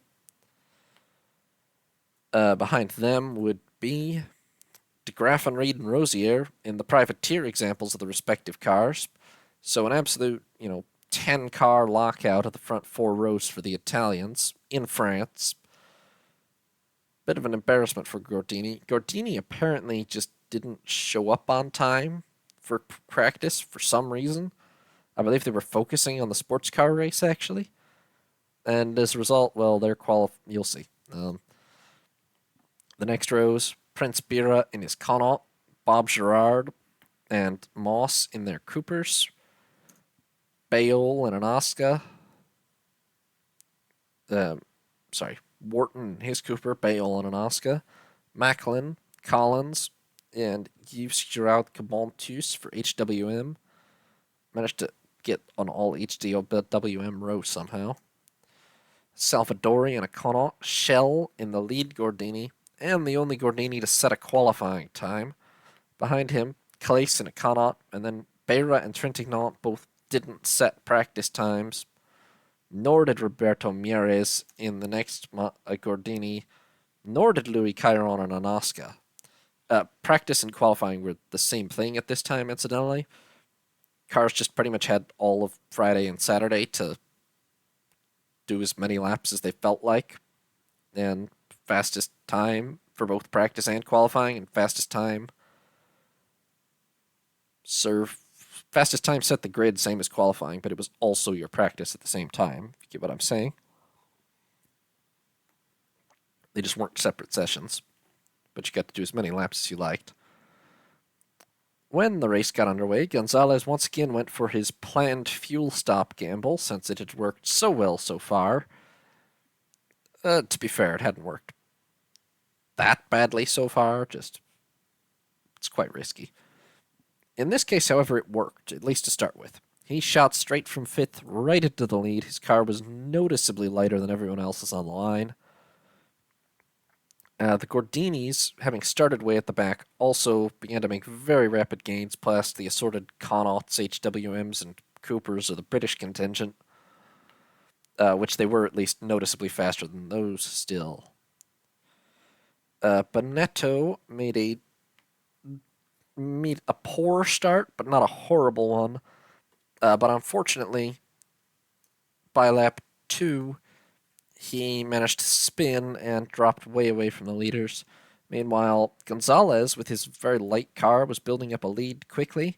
The battle for 2nd through 7th, however, was totally chaotic. Hawthorne recovering from a poor start. Fangio actually falling back along with Bonetto. By lap 3, we had our first retirement. Roy Salvadori in his Connaught. And, well, more would quickly follow. By lap 5, Mieres was out with an axle problem. Shell was out with an engine problem. And, Trintignant was going all right. Beira might have been further up than I have him here. Hard to say, but he didn't gain ground as fast as Trintignant anyway. Trintignant was about the only Gordini actually left and going well at this point. And he was going quite well indeed, but the rest of the team just expired, basically. By lap 10, Macklin was the latest victim. Meanwhile, Farina and Fangio were battling each other for 5th, and gaining while doing it, to the point that they were now battling for fourth as they both went past Hawthorn in quick succession. A pretty classic rivalry, Fangio and Farina, to be fair, as they had been world championship rivals at Alfa Romeo in the past. Over the next 10 laps, a series of cars went out. Trent Ignat with his clutch, which pretty much, frankly, ended Gordini's day. A terrible outing for them at their home race. Ken Wharton with a wheel bearing. Eddie Biol with an engine. By the time we were a third of the way through the race, Gonzalez, although still presumably noticeably lighter than everyone else, was no longer really improving his lead, as the Ferraris and other Maseratis lightened up a bit, and he did not have a full pit stop margin, so his gambit had arguably, well, maybe it's hard to say it failed outright, because he had started fifth anyway, and he still had a chance of being ahead of that, but it had definitely not been an unqualified success, let's put it that way. Not enough to persuade everyone to start doing it. By lap 24, Fangio and Farina, still battling, were both past Villarizi and into third, and Fangio had, at least for the moment, gotten the better of Farina and was the one actually into third. On lap 29-ish, it was Gonzalez's time to pit. He would drop right down to 6th out of the points, which probably means ultimately it was not really a success. As he did, however, Ascari took the lead for just a moment, only for Fangio to go powering by him into the lead. And Hawthorn at this point, after a rather mediocre first half of the race, was rather abruptly resurging, going past all kinds of people. The frontrunners were all running quite close to each other still. There was a lot of slipstreaming on this track, as you might expect from how straight it was, which is partially why it was so close. In fact, at this point, the order was suddenly, by about lap 30, Fangio, Hawthorn, Ascari, Farina, Maramon, Gonzalez, Villarizi, Bonetto. And there was hardly a second between Fangio, Hawthorn, and Ascari total, and 20 seconds maybe between the top 8. So a very close race by any standards, actually. On lap 30, Bira was out with a differential problem. By lap 34, Gonzalez, fresh from his pit stop, had managed to make his way past Maramon. Fangio and Hawthorn, meanwhile, were pulling away from the field while exchanging the lead repeatedly. Hawthorn happened to be ahead this lap, but they passed each other numerous times in quick succession. Fangio had clearly more power on the straights, but Hawthorn was able to corner better at places like Forage-Mauzon or Tilloy, or, well, there's only about 4 real corners on this track, maybe 5, but Hawthorn was better on them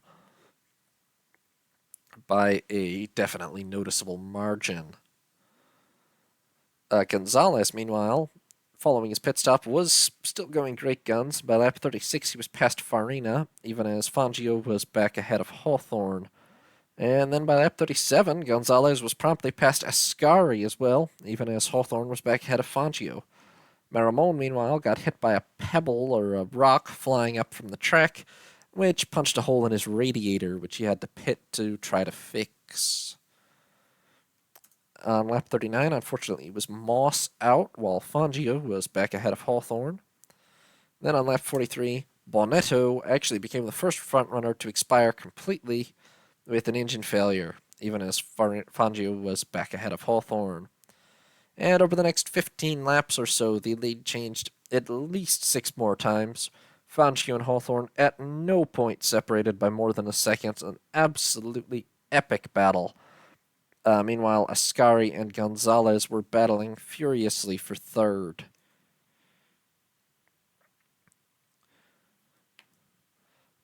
As we reached the penultimate lap, Hawthorn and Fangio crossed the line side by side.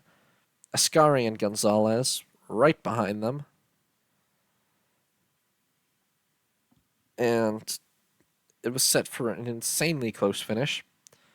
Over the next lap, Ascari managed to drop back very slightly, by a matter of maybe 2 seconds.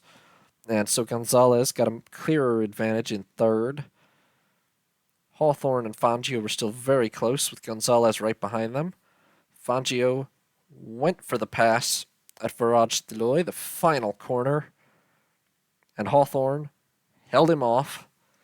Hawthorne crossed the line to take the first win by a British driver in a Grand Prix, a post-war modern Grand Prix at least, by 1.2 seconds from Fangio, no, 1.0 seconds from Fangio, 1.4 seconds from Gonzalez.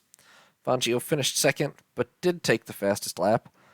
I believe this is an image of them cross. I don't know if this is from the penultimate lap or not, or the final lap or what, but this is an image of them crossing the line right together, at least, during this race, which ended up being dubbed the race of the century by the press.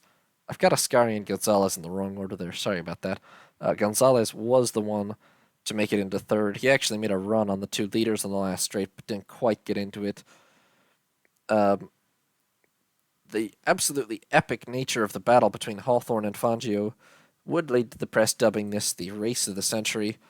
One can't entirely disagree. It was pretty much a 30-plus long lap battle with at least what, 2, 3, 4, 5, 6, 7, 8, 9, 10, 11, something like 11 or 12 lead changes between Hawthorne and Fangio, with the final result being decided by essentially a second, with Gonzalez right behind to boot. The four lead cars all within 5 seconds after 500 kilometers of racing. Yeah. It was a pretty outstandingly close Grand Prix. I mean, many of these 50s Grand Prix are basically decided by a minute plus or by a lap plus, because either someone runs away with it to that extent or there's so many retirements that somebody ends up running away with it to that extent. But this was an insanely close race by any standards, but certainly by the standards of the time. Aside from those four, Nino Farina did finally come home in fifth, a minute 7.6 down. He was ahead of Villarizi, who was a minute 15.9 down. Aside from those six works cars, the next finisher was de Graffenried, 2 laps behind. Then Rosier, 4 laps behind. Maramon and Beira and Girard, 5 laps. Claes, 7. Collins, 8. Gerard Cabontus, 10. Chiron, 17 laps down, which I don't know if that really counts as finishing, but he was still running, I guess. So, good for him. So we're 4 races in. 5, but 4 that really matter. Alberto Ascari has, despite a mediocre finish here of only 4th, his win run finally over. Still has double the points of anybody else with 28. Mike Hawthorne shoots straight into second with 14. Then Villarizi 13. Gonzalez with 11. Clearly the best placed Maserati driver, but you have to remember that only the best 4 out of 9 races count here, which basically needs Gonzalez needs a minimum of 3 wins in order to be able to challenge Ascari. Reliability actually counts not against you, but it counts for very little here. What you want is to finish exactly 4 races, but all of them be wins. And you'd much rather have that than 9 third places. In effect, Hawthorne is the only one who's even remotely in a position to challenge Ascari for the championship at the moment. Then there's Farina with 8. Fangio finally on the board after 5 races with 7 points. A second place with fastest lap. Then de Graffenried with 5, Maramon 4, Bonetto 2, etc. For the unofficial Constructors' Championship, it's basically still Ferrari dominance. They've won 4 races. The only way Maserati can even theoretically overhaul them. All those Maserati results that they have there are actually useless. Yes, it's 19 points. It'll get them second, but the only way they can overhaul Ferrari is by winning the next 4 races in a row with at least 2 fastest laps. That's how the system works here. And that brings us to the British Grand Prix. 4 races left to go in the season now. It's not a long season at this time still, of course. July 17th at Silverstone. 4.711 kilometers, or just under 3 miles. 90 laps. A surplus RAF airfield.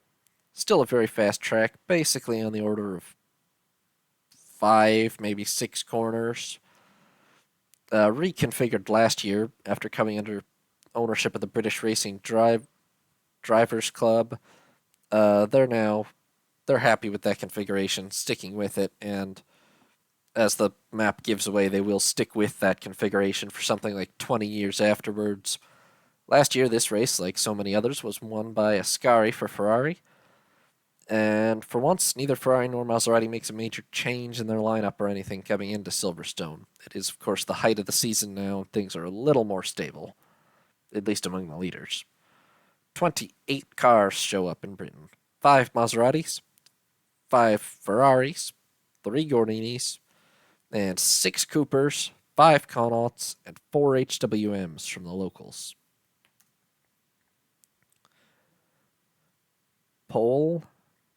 Qualifying is once again very tight, but once again it goes to Alberto Ascari with 1 minute 48.0 seconds. 1 second ahead of Gonzalez, 1.2 over Hawthorne. Fangio, 2 seconds down, but still on the front row in his Maserati. The second row, Farina, Villarizi, and Maramon in more of the works Italian cars. The third row, Trintignant and Shell in their Gordinis, then Tony Rolt in the Connaught, and Wharton in a Cooper. The fourth row, Macklin in an HWM, McAlpine in a Connaught, Peter Whitehead in a Cooper, then Jimmy Stewart in a Cooper. Bonetto managed to put his Maserati on the fifth row, 10 seconds down. His race pace is not great, but not that bad, but his qualifying pace was apparently just gone this year. I don't know what was going on with him exactly other than age, but a lot of other drivers were also over 40, so age alone doesn't really seem like a reason. But anyway, Duncan Hamilton in an HWM, not to be confused with certain later Hamiltons. Bob Gerard in a coupe. I don't think Hamilton's father had even been born yet at this point. Probably his grandfather had been. Then Bira and Stewart in Connaughts. And then Alan Brown in a Cooper. Bira in the last Gordini. Peter Collins in an HWM. Rosier in his privateer Ferrari. Tony Crook in a Cooper. De Graffenried somehow put his privateer Maserati 20 seconds back, so he's at least making Bonetto look good. Then Jack Fairman in an HWM. Salvadori in his Connaught. Louis Chiron in an Oscar was supposed to show up, but didn't actually. And here we have a fine period image of the Ferrari, quote-unquote, pit area with Ascari in the foreground, and I believe that's Hawthorne right behind him. You'll notice, and this was universal at this time, that it's not really a pit lane so much as it is a small marked-off area directly next to the active racing track. That's very, very typical in 1953 still. I don't think there were any protected pit lanes yet anywhere. But it's a lovely colorized image. So when the race got underway, Fangio did his best to grab the lead, but braked a little too late. Barely managed to hold second. But he did, so he'd actually still made up 2 places in the end. Gonzalez dropped 1 place. Hawthorne had a bad start and dropped back behind Villarizi and Maramon.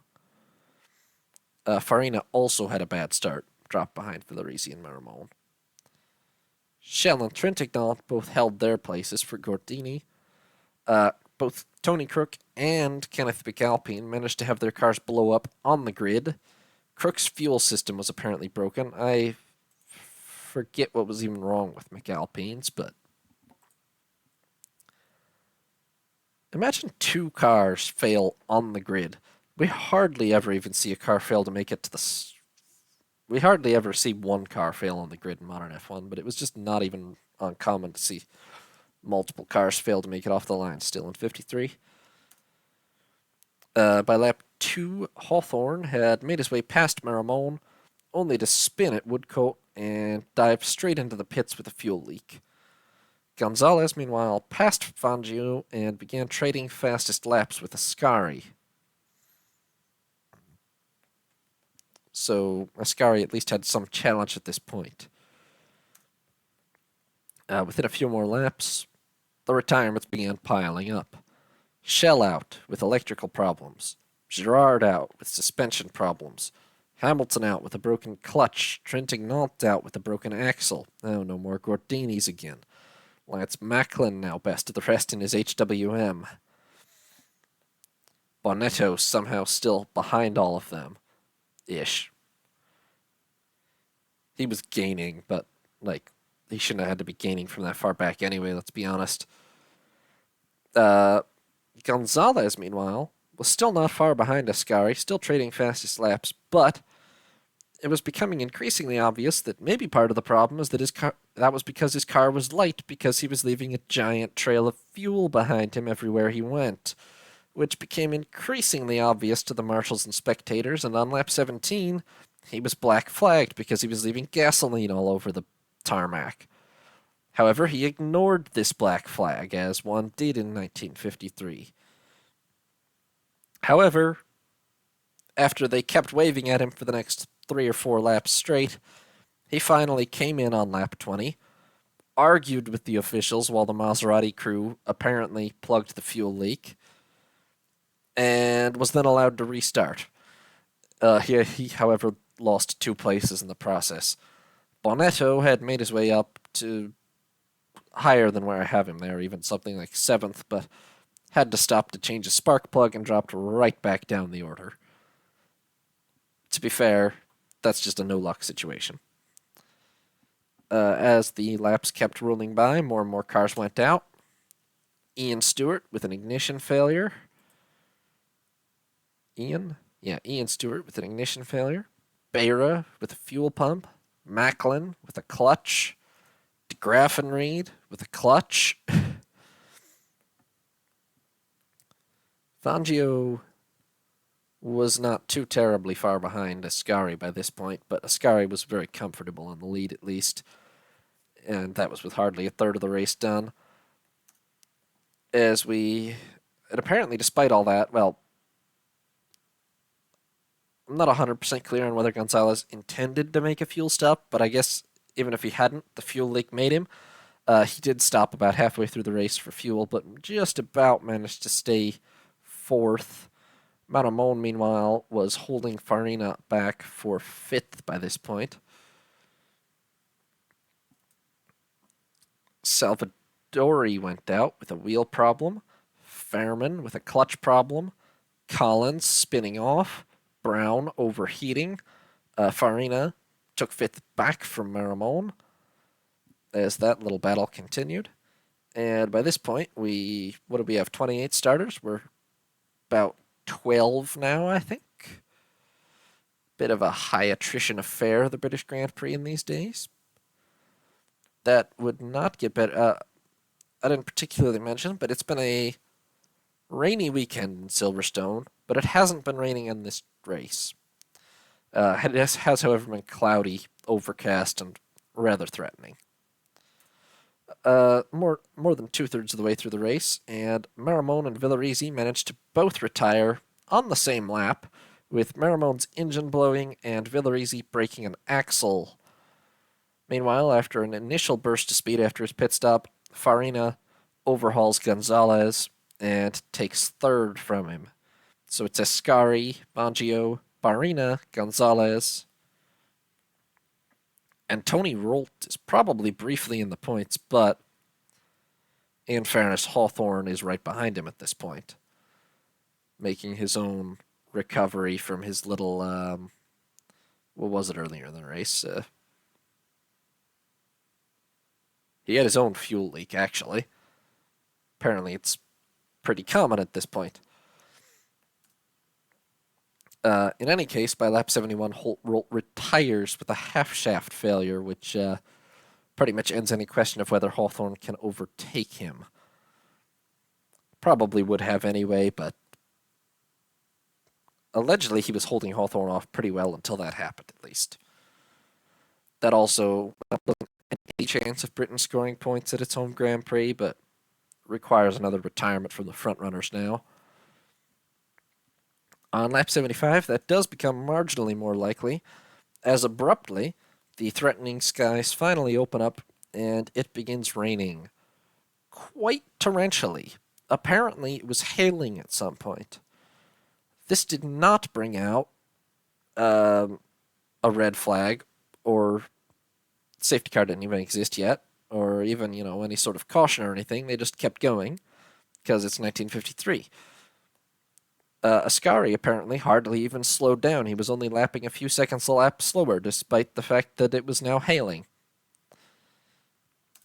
And actually, only one man crashed, Jimmy Stewart, who went off at cops and into a wall, but wasn't hurt, fortunately.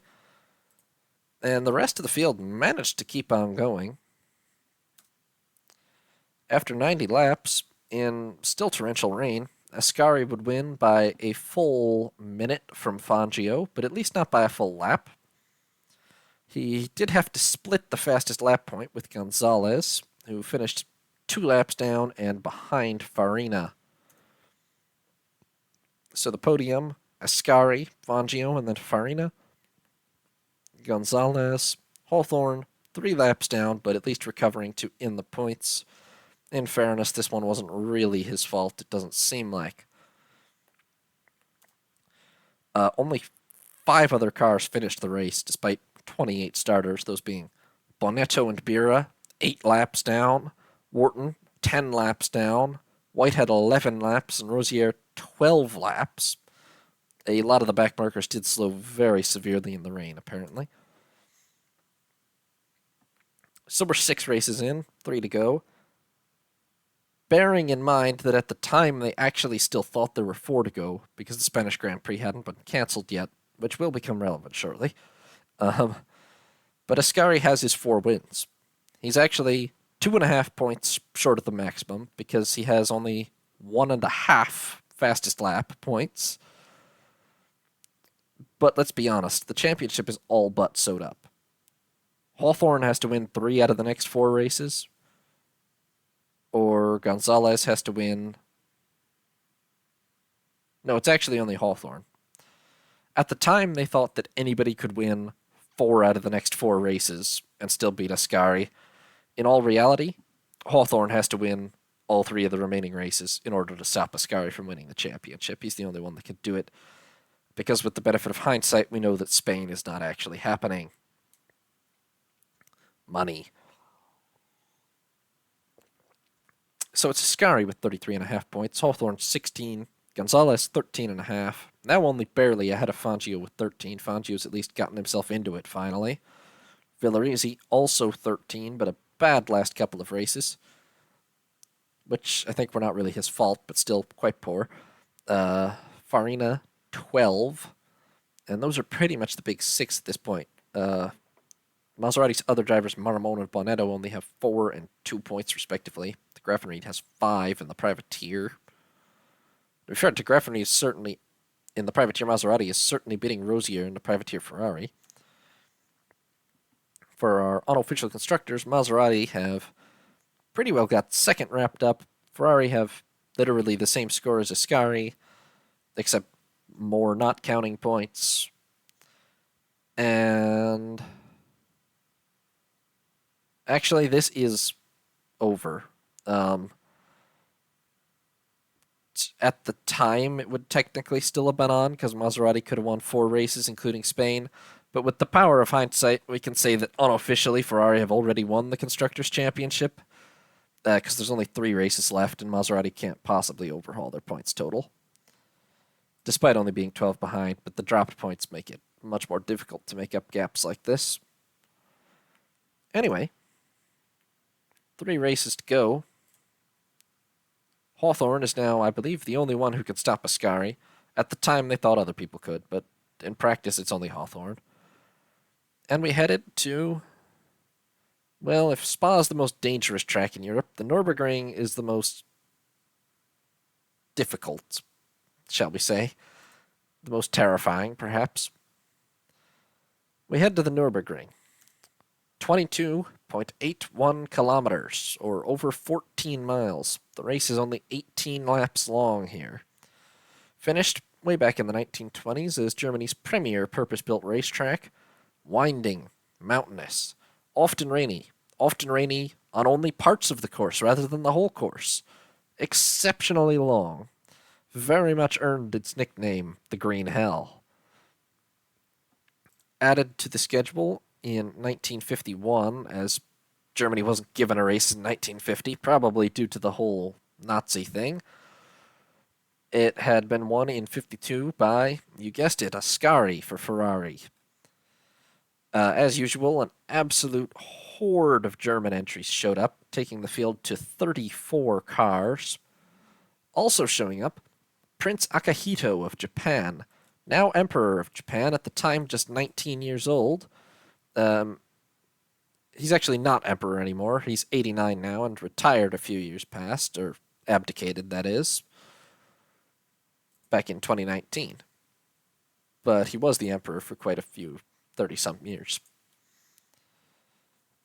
He was doing a European tour at this time, as was traditional, and he was visiting the coronation of Elizabeth II a couple of months prior and then going on his European tour. Very exciting royal stuff, that. Yeah. Anyway, the real big news from a racing perspective is that Gonzalez had fractured a vertebrae in a sports car race down in Portugal and was out for the rest of the season, frankly. Quite abruptly, just like that, but that's how it goes sometimes. He was still the leading Maserati car at this time, but it's pretty much all on Fangio now.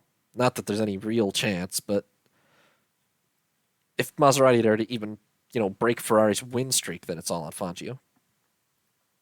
So there's 34 cars. 7 Ferraris, 4 Maseratis, 3 Gordinis, 3 Coopers, 4 Connaughts, 7 of the local Veritases, 3 AFMs, which is Alex von Falkenhausen Motorenbau, which is basically a minor race car manufacturer. An EMW, which, if that sounds suspiciously like a ripoff of BMW to you, that's because it literally is. It's the product of a BMW factory that happens to be in what's now East Germany, and the Soviets have rebranded it EMW and are building cars that are exactly just BMWs. Very typical Soviet stuff there. A Greifzu and a Heck, which both of those are just the outputs of basically random individual drivers from their garages. So qualifying at the Nürburgring. Pole goes, once again, to Alberto Ascari, 9:59.8, the only man to lap it in under 10 minutes, which is itself 4.6 seconds faster than last year's pole time. So he's the first man in a couple of years to break 10 minutes at the Nürburgring. I believe it was broken, yes, in 1951 when they were at F1 regulations, which with nearly double the engine sizes, they broke it, although not by much. He's only about he's 4 seconds slower than he was in 1951, but 4.6 seconds faster than he was in 52. It's astonishing how fast they get the time back. They literally reduced engine displacement from 3.5 liters to 2 liters, and they've already made half the time back up. It's astonishing how fast the F1 engineers always have defied anything meant to slow them down. Anyway, behind Ascari, Fangio, Farina, and Hawthorne. Hawthorne is already 12 seconds slower, well, 12.8 seconds slower, such is the gap on the Nürburgring. Trent Ignant manages to put his Gordini onto the second row, albeit 21.9 seconds slower than Ascari. Then Villarizi, Bonetto, 41 seconds back, still on the second row. Then Maramon, actually a pretty good qualifying performance by Bonetto, really, relative to his usual standards. For the record, Gonzalez was just not replaced by Maserati for this race. They would seek to line one up, but there were just only 3 works Maseratis this race. Maramon, Beira and Shell in the other 2 Gordinis, and then De Graaf and Reed in the Maserati. Moss in a Cooper. Salvadori in his Connaught. Hans Hermann in a Veritas, the leading German entry. 1 minute slower than Ascari, even. Then Prince Bira, McAlpine in his Connaught. Alan Brown in his Cooper. Willy Heeks in a Veritas. Jack Spotters of Belgium in a Ferrari. Nucky in a Cooper. Theo Fitzau of Germany in an AFM. Rosier in his privateer Ferrari. Hans Stuck in an AFM. Edgar Barth in the EMW. Claes in a Connaught. Rudolf Kraus in a Greifswald. Kurt Adolf in a privateer Ferrari. Theo Helfrich in a Veritas. Wolfgang Seidel in a Veritas. Gunther Beckham in an AFM. Ernst Loof in a Veritas. Ernst Klodvig in a Heck. Erwin Bauer and Oswald Karch in a couple of Veritases, bringing up the rear. Didn't actually set qualifying times, but did start the race. Honestly, the only real question is why did the Germans clearly have just as big a domestic, local scene as the Brits do. The surprising thing to me is that the Germans did not really travel to attend any of the international races the way the British garagistas did. The most obvious explanation is that the Brits were probably doing better economically at the time, but post-war Britain was not exactly doing super well economically, so I don't really know why the Germans didn't travel. Unless people just still weren't letting them in because of the war, but I don't think that's the case.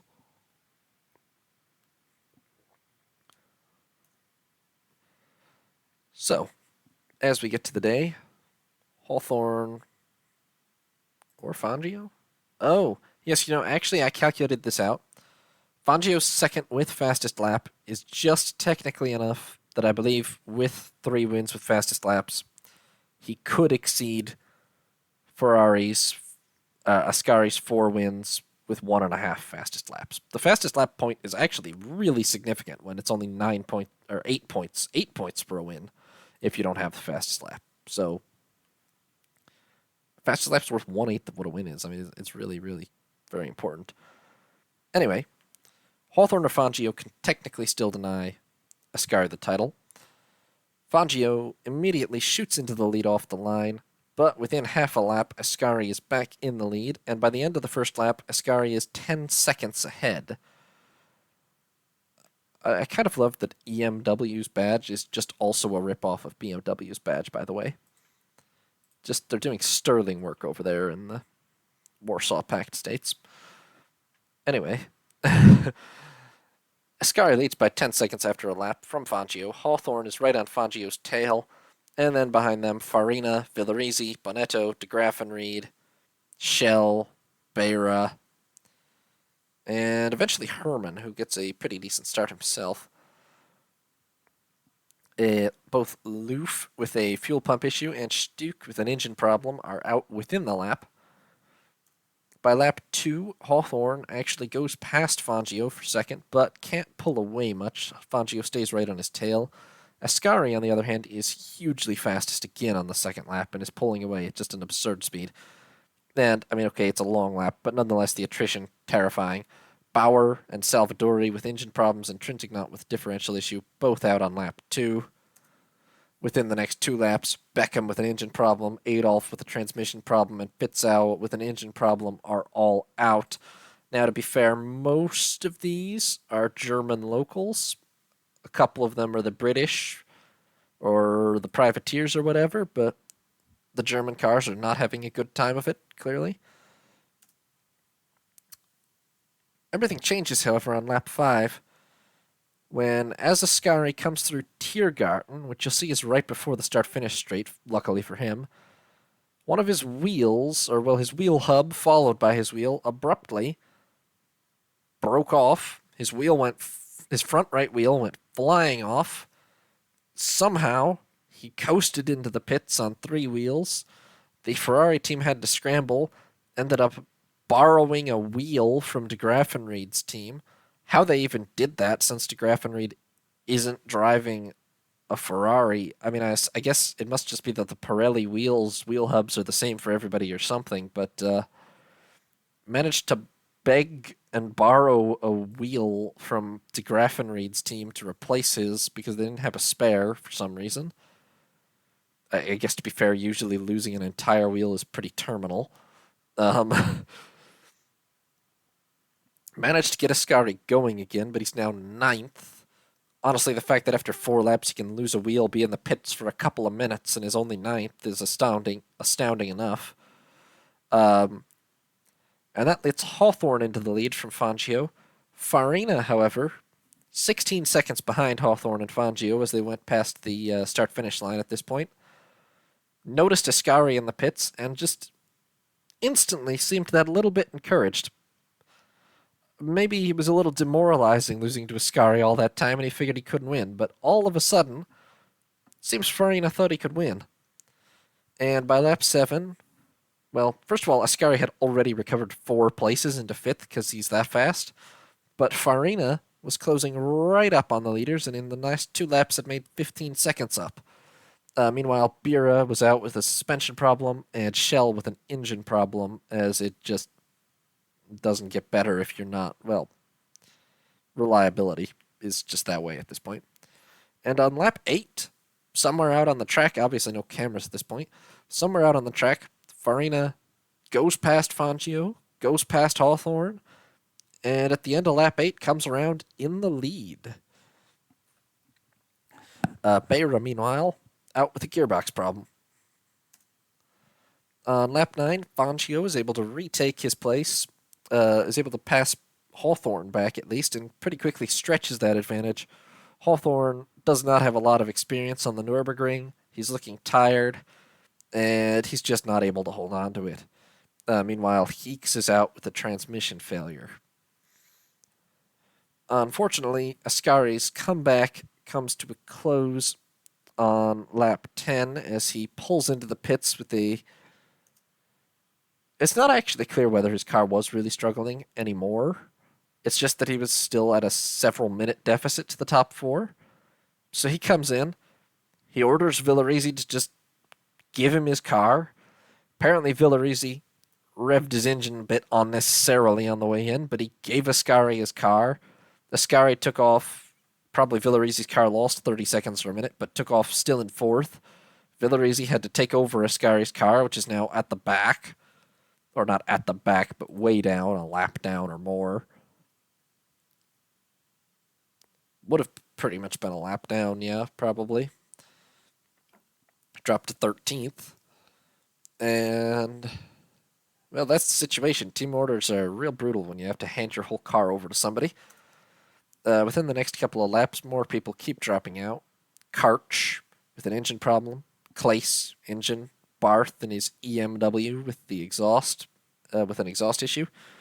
Ascari, meanwhile, sets 2 fastest laps in a row and is quickly making up the time Villarizi lost when he had to hand his car over and closing fast on those top 3.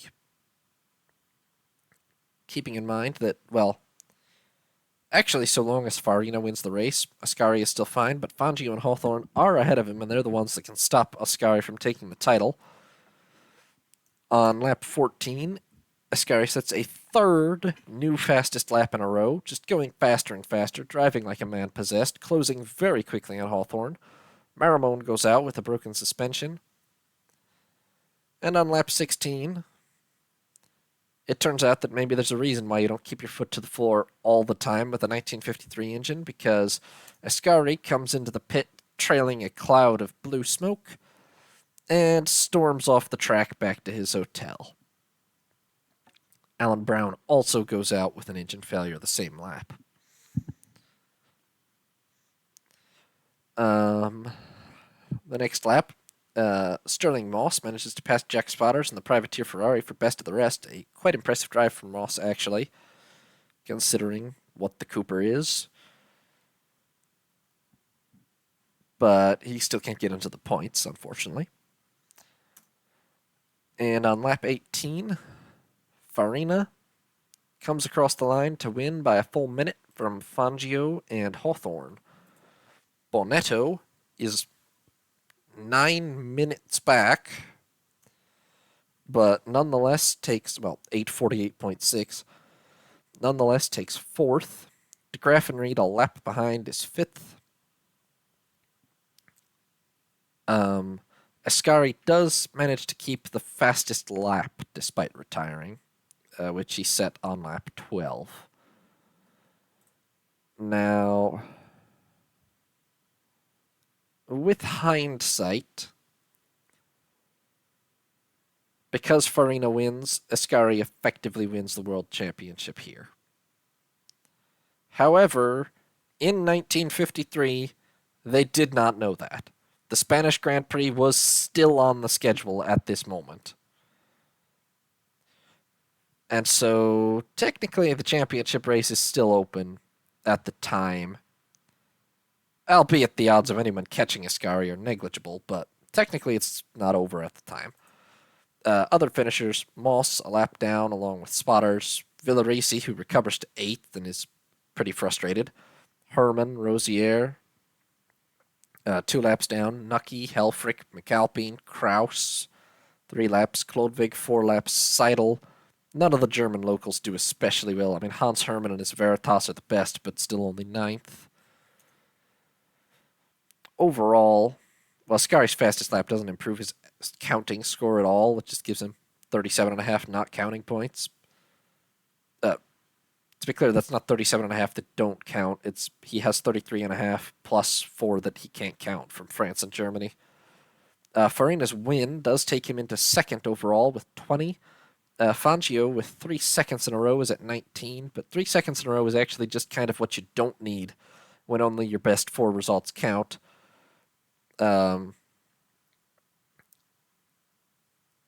He needs wins. You need wins, frankly, really badly if you're going to challenge for the championship in this era. Hawthorne is already becoming the example of why reliability is not the way to go, because he's got 18 points, 20 total, but 18 that count. He's had to drop Britain, and you'll notice he's got 5 results already. He'll have to drop a 4th if he scores anything better than that, which means a 3rd now only increases his score by 2 points. He'd be better off blowing the car up one out of those 2 races if he could get a 3rd or a 2nd instead, Gonzalez, 13.5, and that'll be his final score for the year because he can't... he's got a fractured vertebrae. He can't drive. Villarisi with 13. Then de Graffenried, 7. Really doing well as a privateer, to be fair. Bonetto now up to 5. Maramon, 4. Did great as his debut in Belgium. Not so impressive since then, albeit the last 2 not really his fault. Trintignant still 2. Still the highest person in the championship who's not driving a Maserati or a Ferrari.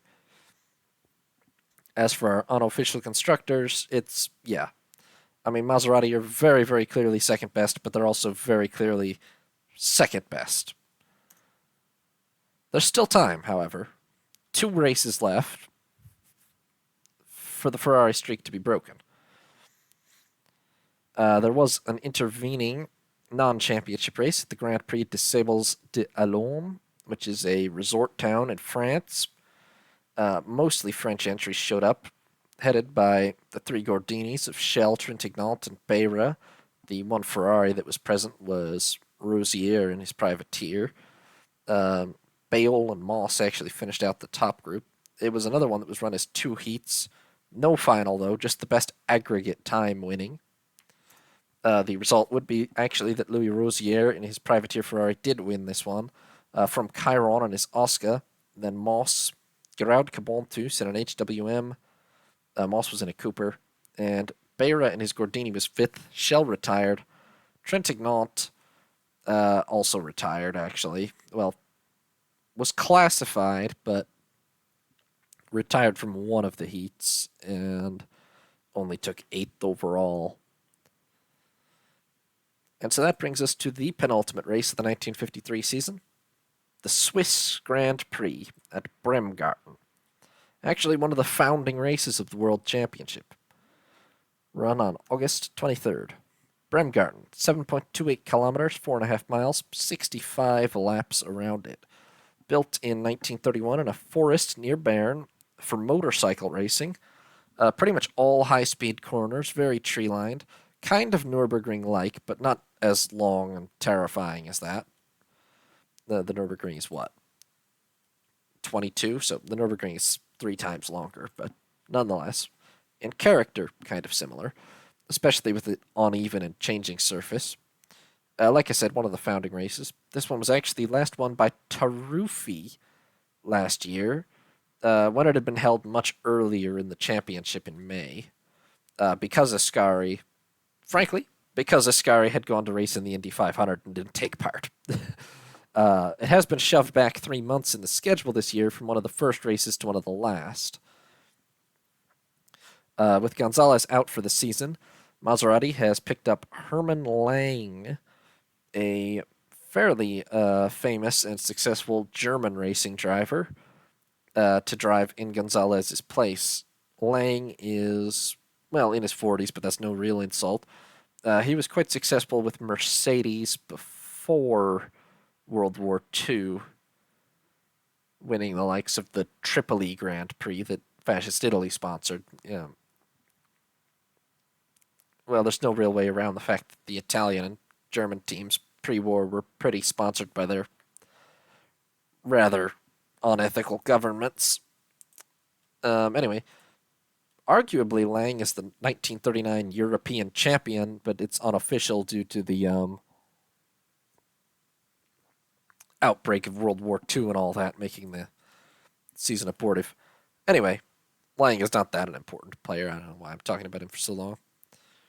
The championship was thought to still be on coming into this time. We can know with hindsight that it really wasn't, but they thought it was, if Farina or Hawthorne could beat Ascari.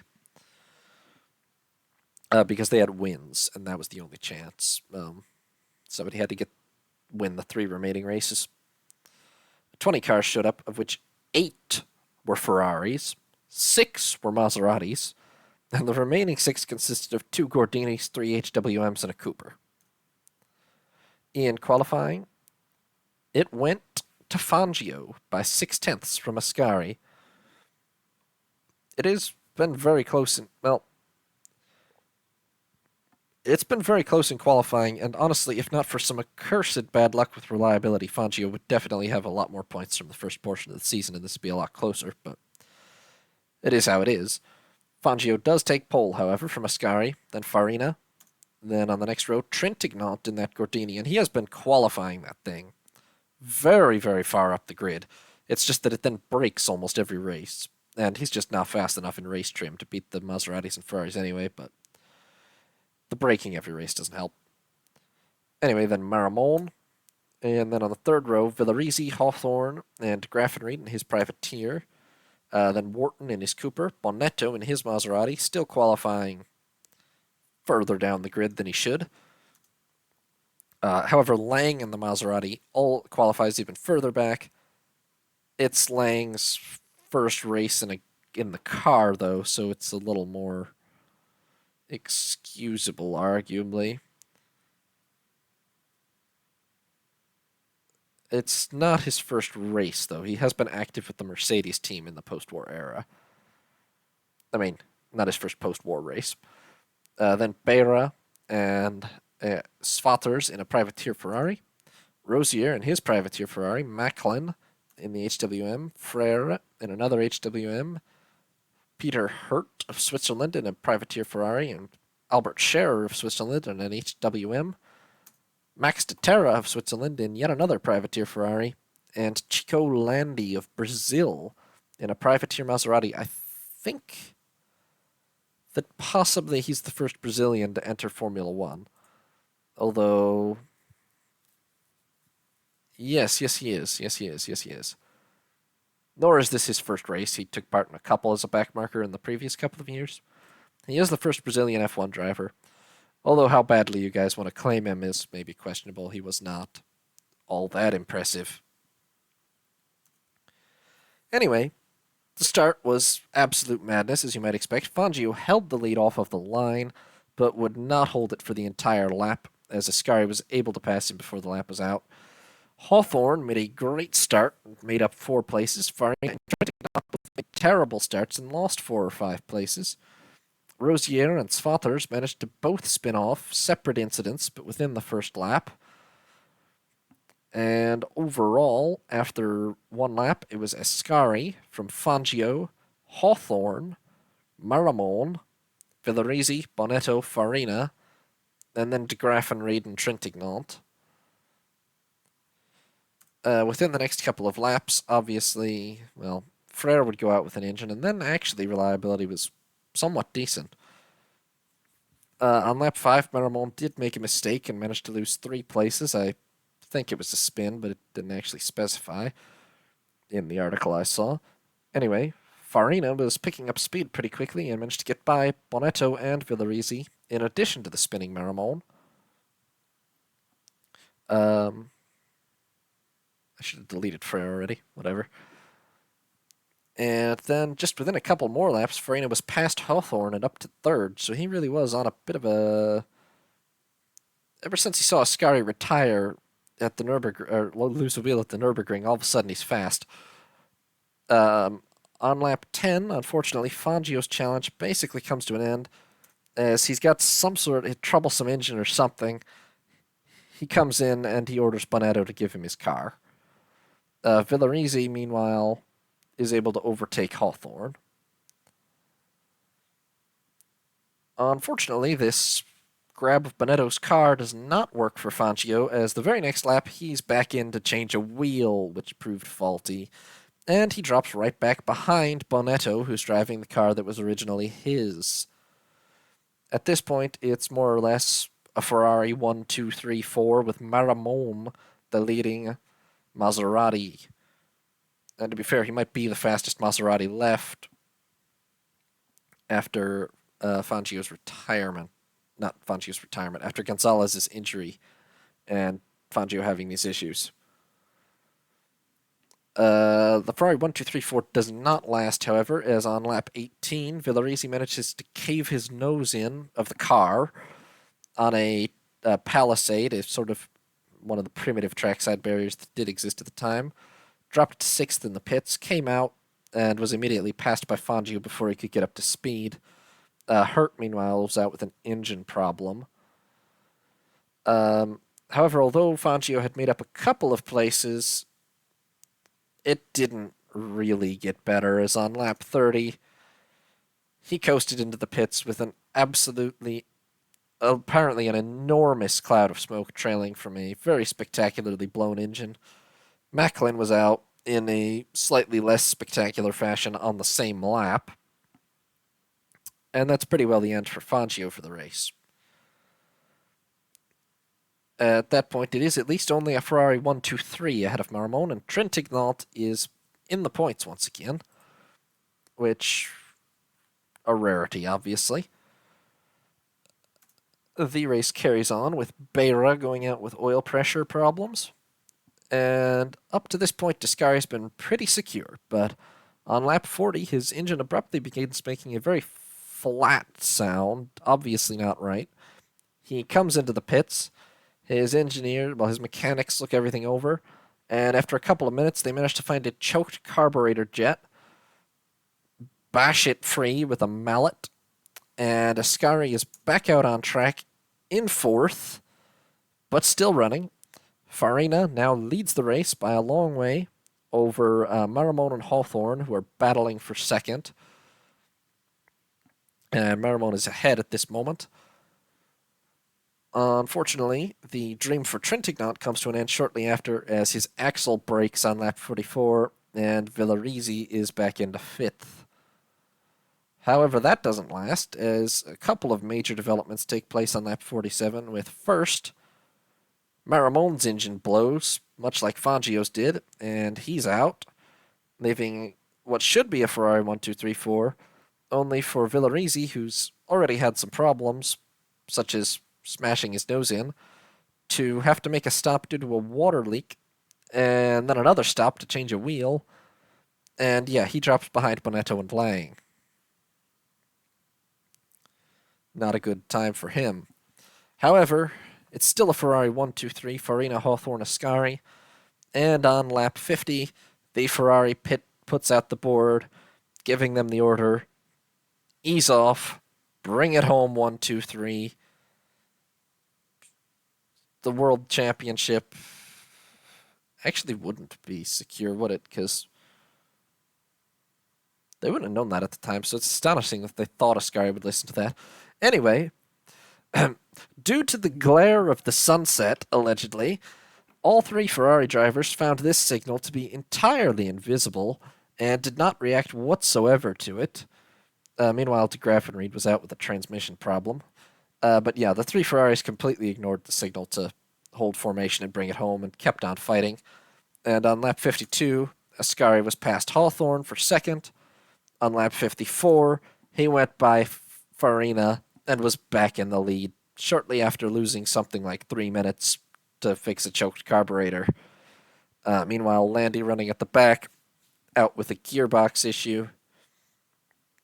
By lap 58, Villarizi, still faster than Lang, briefly overtook him, but then his radiator proceeded to boil, and he had to stop again, dropped back to 6th. Managed to get going again, though. Allegedly, Ferrari were just pouring straight cold water into his radiator, and somehow that was fine enough for the moment. Other than that, he had to make like 2 pit stops for it, but after 65 laps, Ascari, I didn't correct that, whatever. Ascari won by a full minute with the fastest lap and was officially crowned the 1953 World Champion. Which, to be fair, is a much more appropriate drive to officially win it on than that debacle in Germany that we know in hindsight he kind of won it on. This, however, was a spectacular affair. He still had a reliability problem, came back, passed his teammates, won the race anyway. There was really no stopping Ascari this year any more than there was last year. He wins by not just comes back past his 2 teammates, by the way, but wins by a minute 12.9 over Farina despite that. Hawthorne a minute 35.9 back. The car driven by Bonetto that Fangio started in actually finishes 4th a lap behind, which means Fangio manages to pick up a 1.5 despite nothing at all going right for him. And Hermann Lang, 3 laps down in the Maserati, but still ahead of Villarizi, who's also 3 laps down in the Ferrari, and manages to pick up a couple of points on his return to Grand Prix racing. Also, has a man ever looked more looked more classically German? Like,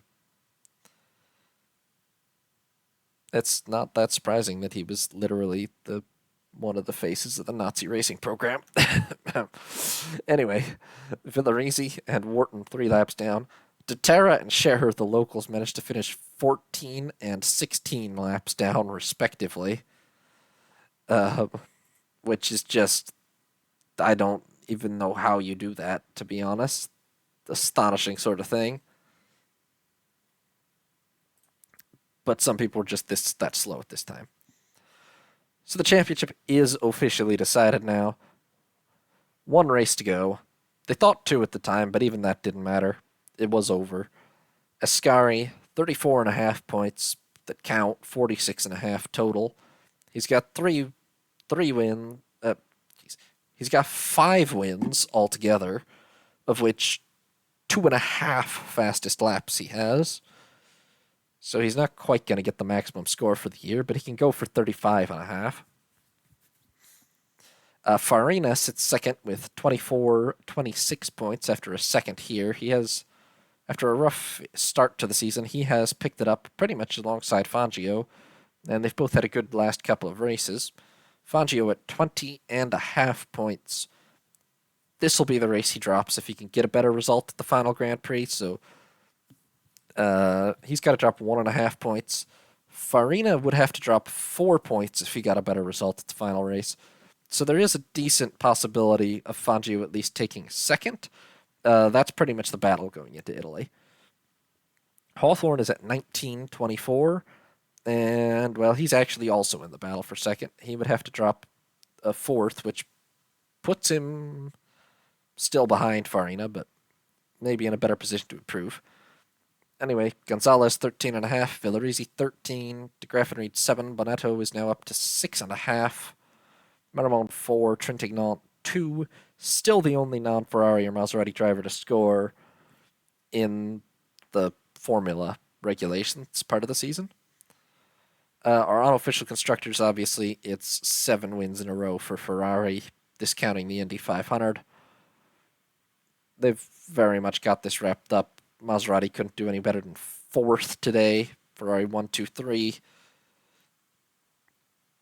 Never mind counting points. Ferrari are close to double Maserati's total points. It's rough.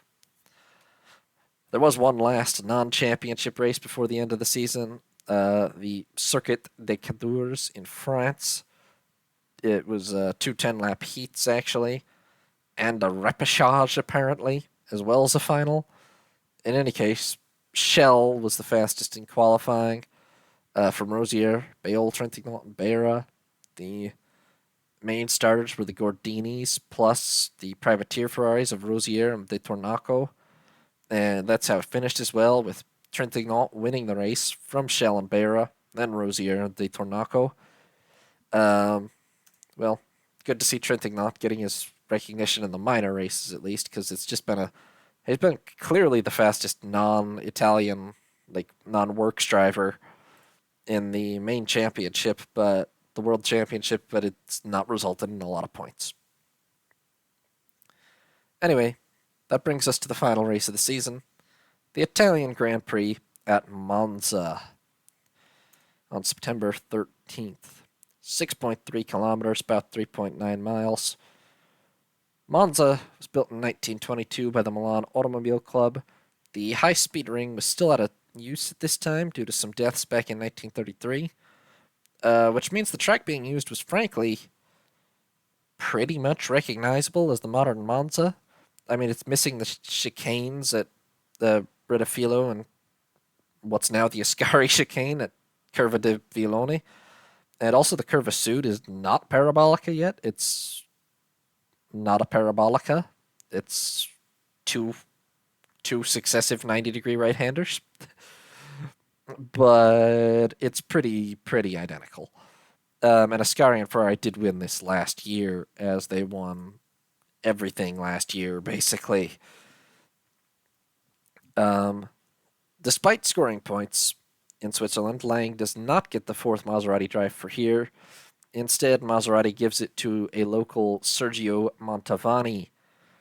Interestingly, Ferrari also decided to enter another experimental car, the 533, driven by Umberto Maglioli and Piero Carini. And Maserati just have the 4, but they also have a lot of privateers and possibly some experimental stuff floating around. Ferrari actually threatened to make this their last race in the World Championship. This was a bluff in order to get money from Fiat, let's be honest, but it was a big deal at the time. Some 30 cars in all showed up, 7 Ferraris, 7 Maseratis, 3 Gordinis, 3 Coopers, 4 Connaughts, 3 HWMs, 2 Oscars and an AFM. For the record, everyone kind of knew it was a bluff even at the time. The article I read specifically, or one of them at least, specifically suggested that, basically called them out, says, I don't believe that Enzo Ferrari will actually leave F1 if he's won this championship. Which he probably wouldn't have, but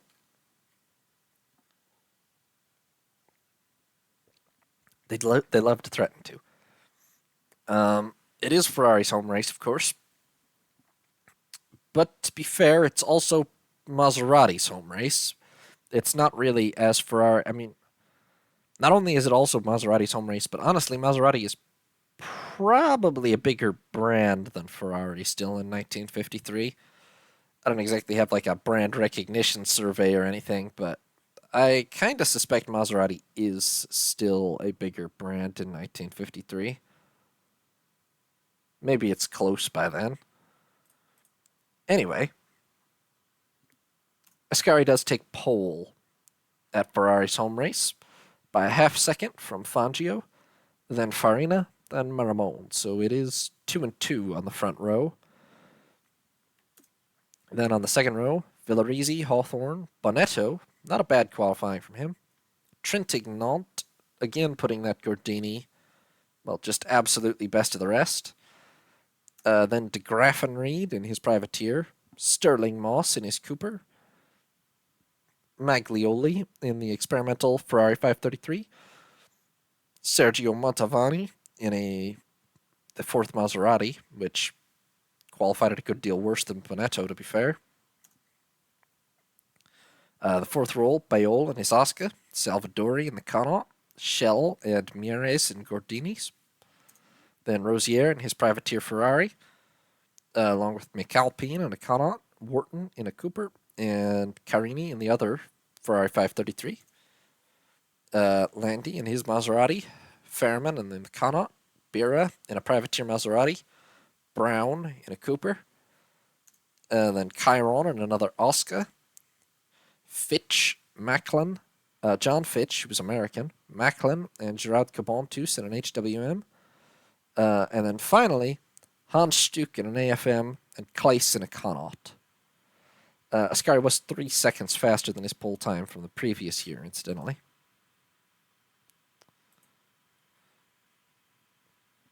And so that will bring us into the race, which was fine at Sunny. Ascari got a good start, so did Maramon. Fangio, unfortunately, did not get a good start and plunged back 4 places.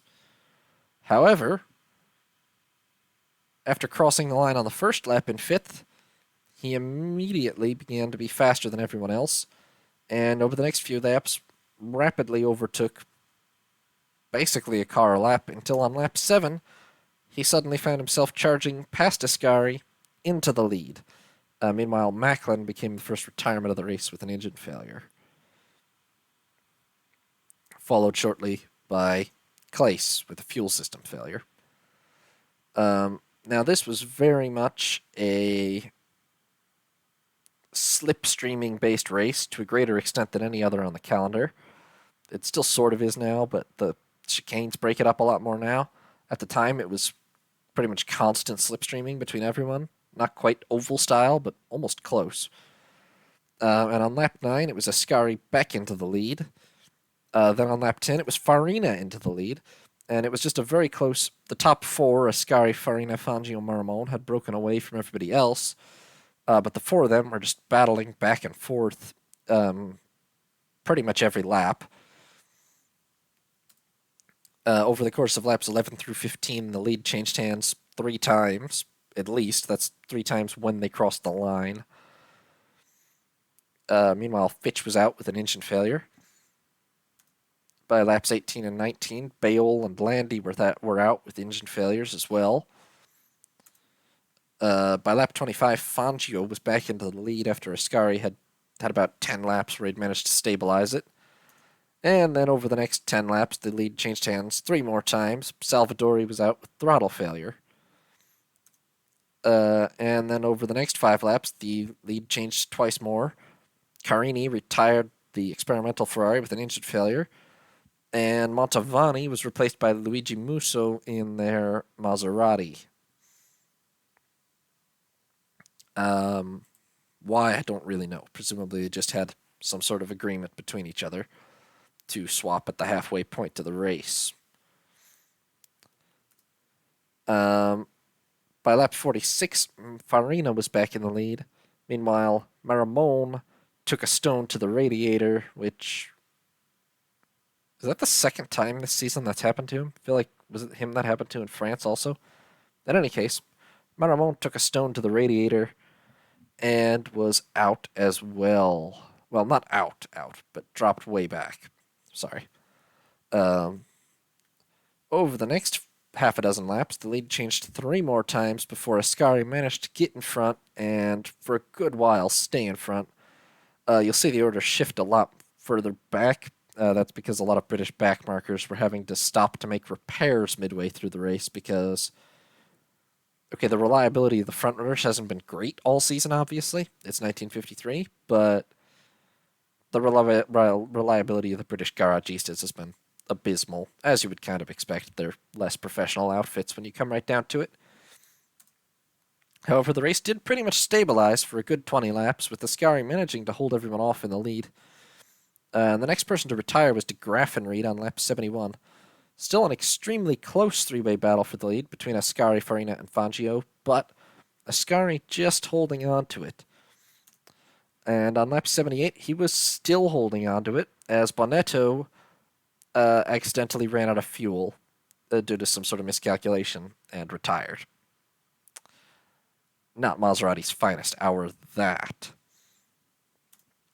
A lap later, Ascari, Farina, Fangio all come into the last lap right together, in close company with Villarizi and Maramon, who have been lapped, but they're sticking around basically in order to provide tows for Fangio and Ascari. And maybe also for Farina, but I think it's not that surprising that Villarizi and Ascari are old friends, if nothing else, so I'm pretty sure he was mainly supporting Ascari. Anyway, they make their way around the track. Ascari holds the lead through the main straight, through the Curva del Rosio, and Lesmo, and Seraglio, and Villone, and Rettifilo Centro, and they make it to Curva Sud, and through the first half of Curva Sud, and Ascari is leading Farina and Fangio right behind, 1 corner to go, and on that corner, Ascari touches a patch of oil left by somebody on the track. He spins. He loses it. Maramon, who's lapped but right with them, smashes into the back of him as he spins. Farina swerves, makes a glancing contact with Maramon's rear wheel, goes running onto the grass, manages to haul it back onto the track. But Fangio swerves the other way, goes by on the other side, and wins the Italian Grand Prix by 1.4 seconds from Nino Farina. And so for the first time in all of 1953, on the very last corner of the Italian Grand Prix, Ferrari lose a race to El Maestro, but ultimately a shocking bit of bad luck for Ferrari there, and of brilliant instinctive driving by Fangio. 2 places on the final corner. Ascari and Maramon are both fully out, don't manage to crawl across the line. Farina does hold on to second. A very surprised Villarizi finds himself promoted into third, and Trintignant into the points. Fangio does also get the fastest lap, but he had that from a while back, actually, lap 39. So, not the end to the season Ferrari wanted, as Fangio manages to beat them at the race that both of the Italian manufacturers wanted to win the most. 1.4 seconds from Farina. Ascari retired. Hawthorne. Oh, I've not labeled that. Villarizi 1 lap down in third, which I put his picture there, but I didn't change the name. Then Hawthorne 4th, and Trintignant 5th for Gordini. Does manage to pick up points. Other than that, Mieres 3 laps down. The Montavani Musso car 4 laps down. Maglioli and Shell 5 laps. Caron and Bira 8. Brown and Moss 10. Stuck 13 with Gerard Cabantus. Rosier 15 laps down. And I'm pretty sure his privateer Ferrari is mechanically the same as the others. So, to be fair, I don't know how he pulls that off. So here's the final standings for the year. Alberto Ascari, 34.5 counting points, 46.5 total. Ultimately, although it looks like only a 6.5 point margin, it would have taken Fangio at least 2 more race wins to make that up, so it's pretty comfortable for Ascari in the end, despite the 2 retirements late in the season. Juan Manuel Fangio does manage to grab second place on the last day of the season with 28 total points, 29.5 counting, ahead of Farina with 26 that count, 32 total, but 26 that count, and so he's left third. Hawthorne has 27 total, but only 19 of them count, and he's lucky to hold on to fourth, ahead of Villarizi with 17. Gonzalez has 13.5, 14.5. He most likely would have been fourth if he hadn't missed the last 3 races of the season. Maybe even better, perhaps not. But fourth at least was surely on the cards. Bill Vukovic with 9, Indy 500 winner. The first non-works car, de Graffenried with 7, then Bonetto 6.5, Art Cross, Marmon with 4, Trintignant with 4, the first and only non-Maserati or Ferrari to score points this year that wasn't at the Indy 500. Galvez and Lang 2 points apiece for Maserati. In our little unofficial constructors, well, Maserati do at least get 1 win for the year. Ferrari still up, rack up 34.5 counting points, 64.5 total against 28 and 43. Gordini can't even top Curtis Kraft Offenhauser, which won 1 race. But 4 points still makes them clearly better than all the British garagistas, to be fair. And that's pretty much the end of the season. There was one more non-championship race, the Gran Premio di Modena on the 20th of September, where 13 cars showed up, which the Maseratis did and the Ferraris didn't. They boycotted.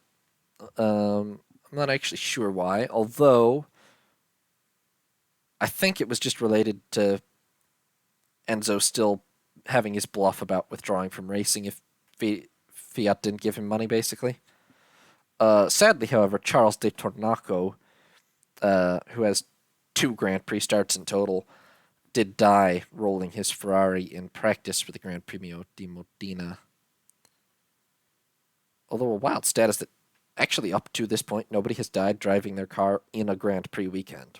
Although several drivers have died who were regular Grand Prix drivers in other races or street driving dangerously, but none on a Grand Prix weekend. Fangio, anyway, takes pole from Maramon, de Graffenried, Bonetto. Fangio wins the race from Maramon, de Graffenried, Trintignant, and Chiron. Now, I hate to do this, but we do have to end this season on a sad note. Unfortunately, Felice Bonetto, Il Pirata, did not die in Formula One, but he did die at the age of 50, before 1953 was over, while leading the Carrera Panamericana, probably one of the most insanely dangerous races ever to actually take place. He went off the road while driving at something over, I believe, 125 miles an hour on entirely unsecured roads. It was just basically rally style, like open public roads, you understand? Not open to the public at that moment, I don't believe, but there were no kind of barriers or anything. It was a very long track, no medical staff or anything. Bonetto went off the track at something on the order of 125 miles an hour. His car ended up against a lamp post. He apparently hit his head on a low-hanging balcony and was killed instantly. His teammates for Lancia, Fangio, Taruffi, and Castellotti, would proceed to take a 1-2-3 in the race. 3 drivers and 6 spectators died in the 1953 Carrera Panamericana. Felice Bonetto claimed 2 podiums and had a best overall result of 8th for a season in F1, all while in his late 40s, even into 50 at the end. He certainly wasn't the very greatest driver to ever live, but he was a very, very respected and loved F1 driver.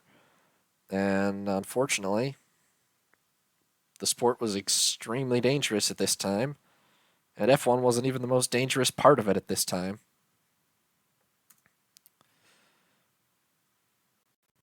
And on some slightly less sad notes, Ferrari did win 7 out of 9 races for this season, or 7 out of 8 if you just count the Indy 500.